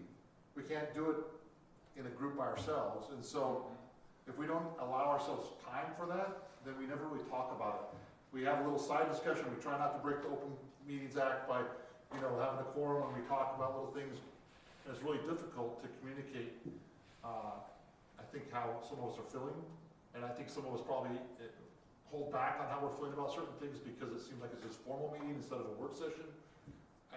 Can you do an hour-long work session? Councilman Cox made a comment. She goes, it'd be nice if we came with a list of items ourselves that we'd like to talk about and then hash them out. But I don't know if we can do that in a half hour with an agenda that's already. Probably not. We probably couldn't get it in a half hour. Yeah, so I don't know, like I said, I know we burned today and I think everybody's done. Is it something we could do after the meeting? Wonder if what's the problem problem with just making it an agenda item. Like council person discussion An open discussion. Oh, maybe, yeah. as the last item? Or Could be, I think it ought to be something, so people know what we're going to be discussing about, right? I mean, what you So want. if you have something you wanna talk about, Just say, have it I on. want this on the agenda, and then we talk about it. What if something comes up in the meeting that you wanna talk about? So, like, for example, so Mike Fisher's position came up, or that position, we don't even know what that position is anymore, because I think it's gonna morph a little bit, right? But what the city's doing, Don't look at me. where did our HR, where did our HR person go? Where's she Not at? me, I know, right? Yeah. But I mean, I know there was some discussion on what that position might look like moving forward, how we're going to fulfill that position, but I think that as a council, my goal is that, once again, and I know you guys have heard this, and I think everyone feels the same, but we gotta quit rubber stamping and be proactive and lead the community, not just administrate the community. So why can't we That's have, you talking, that's not every, I why can't we feel have that way, a but. list of things to talk about, like Cindy said? If we have some concerns, Yeah. ABC, why can't we have an hour block of time to say, okay, Cindy, you have anything you want to bring up? Yeah. Brad, Chris, you know, why don't, like why can't we? the mayor said, let's just put the last item on the agenda before. Who makes the agenda? Well, so I put it together, but then the mayor approves it. It's the mayor's agenda, right? It's the mayor's agenda. So does the agenda have to be specific as to the very things we have to talk about? I don't think so. Why can't we just have? Councilman Well, topics? I think when it goes out, Council topics. citizens may want to Know what that is. what's going to be on.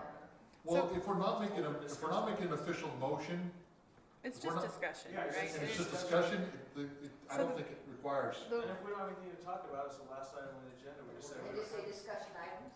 Yeah, discussion items. Open discussion items. Or if you have something you wanna talk about, just let the mayor know and put it on the Yeah. agenda. Yeah, if it's something specific, then you could get it on the agenda. But I like that open, It has to because sometimes stuff comes up in the meeting that you're like, depending on what's on the agenda, if it's public hearing, it's 10 days prior.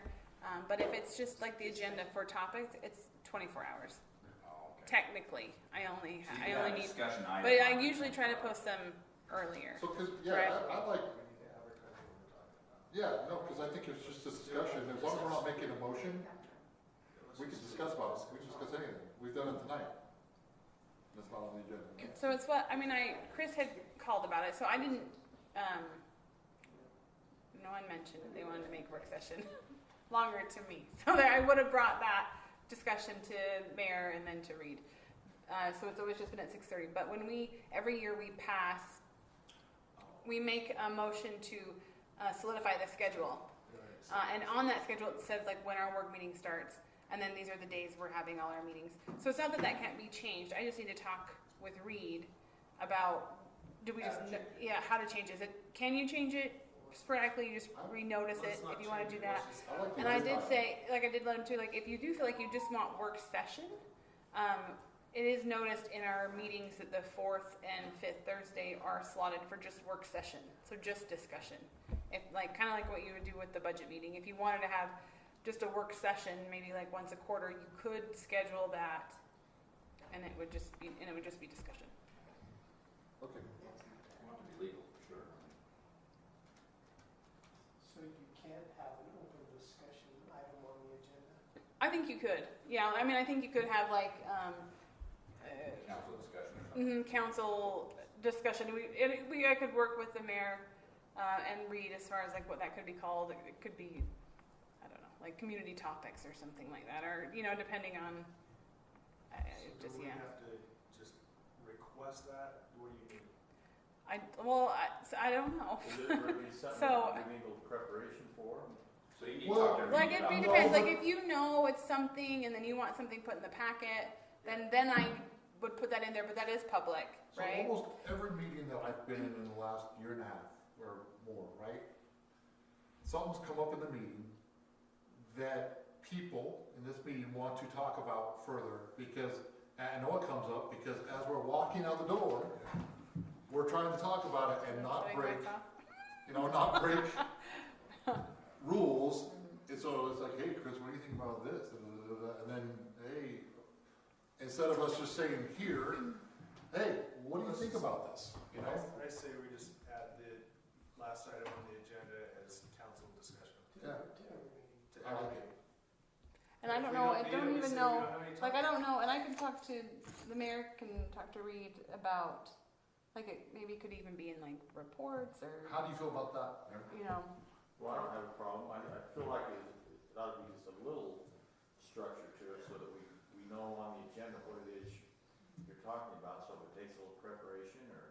My thought would be that if it's a discussion, that the preparation would be the next time, like, it would be like, hey, so, for example, where should we have the, you know, I was thinking this week, I was driving around, blah, blah, blah. Where is a great place? This is some recommendations I thought about for a pickleball court. What do y'all think? And then people are able to talk, and it's not making there's no action that's gonna come out of it, but it's creating dialogue, you know, or, hey, this is going on with COVID. What have you seen here? What do you think as a city, this money that we have, what should we really be doing with it? When are we going to talk about that for reals? We tonight made a motion to give 90% to the county. We have 10% here, but when are we as a council going to talk about it? We're not. What's going to happen? Yeah, tonight, granted, that was a little unfair, but I think the whole thing was a little unfair because we didn't hear about it. No, that's not a tag, but I'm just saying that how we're spending that 10% is a discussion that the council should have. Right. But it's probably not gonna pop up as an agenda item. Right. I just don't, what I see is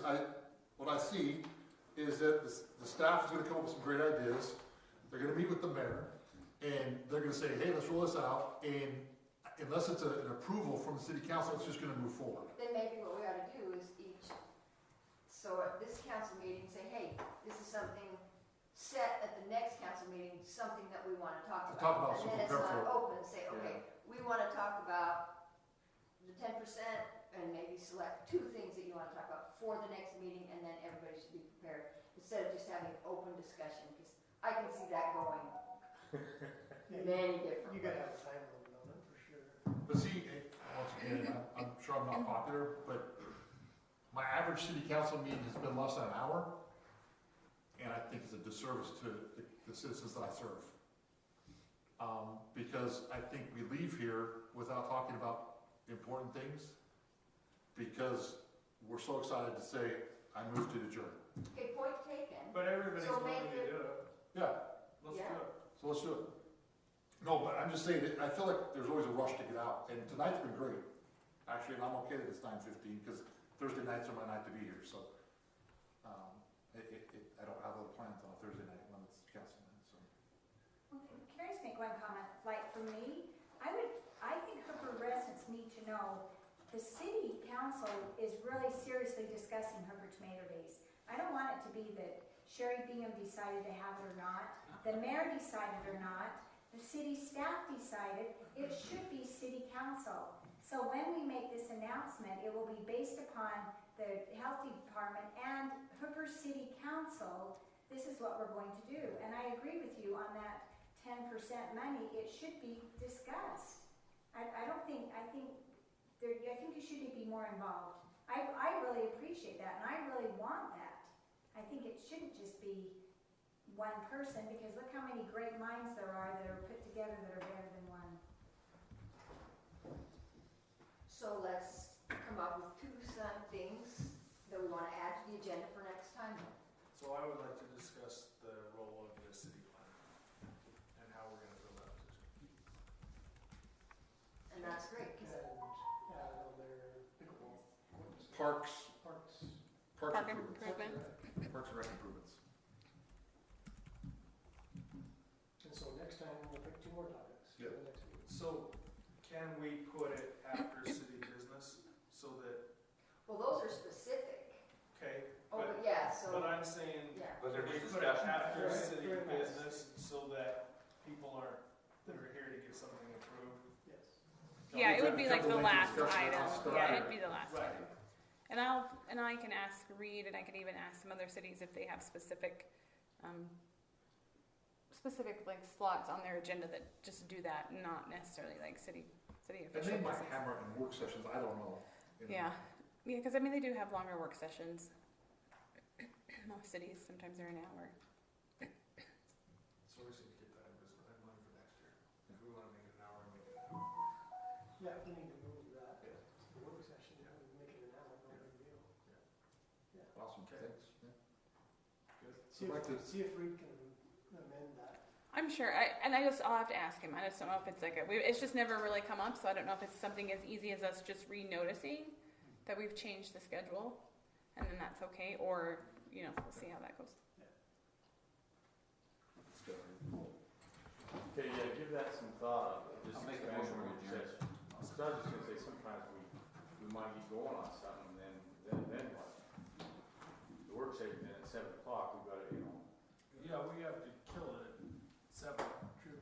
so at the end, it isn't too bad an idea. I think it's good at the end, I like it too.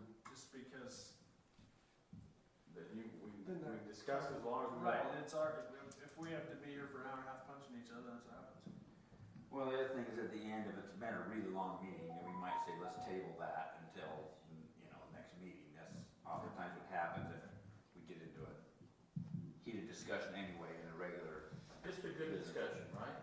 Just good. No, heated. Oh, It's gotta be as good as heated. No. Well, I think one of the topics, after we see this application from Erie County for the COVID funds, needs to be, what are we gonna do What are we doing? with our funds? Yeah. Well, what are we proactively gonna do in our community?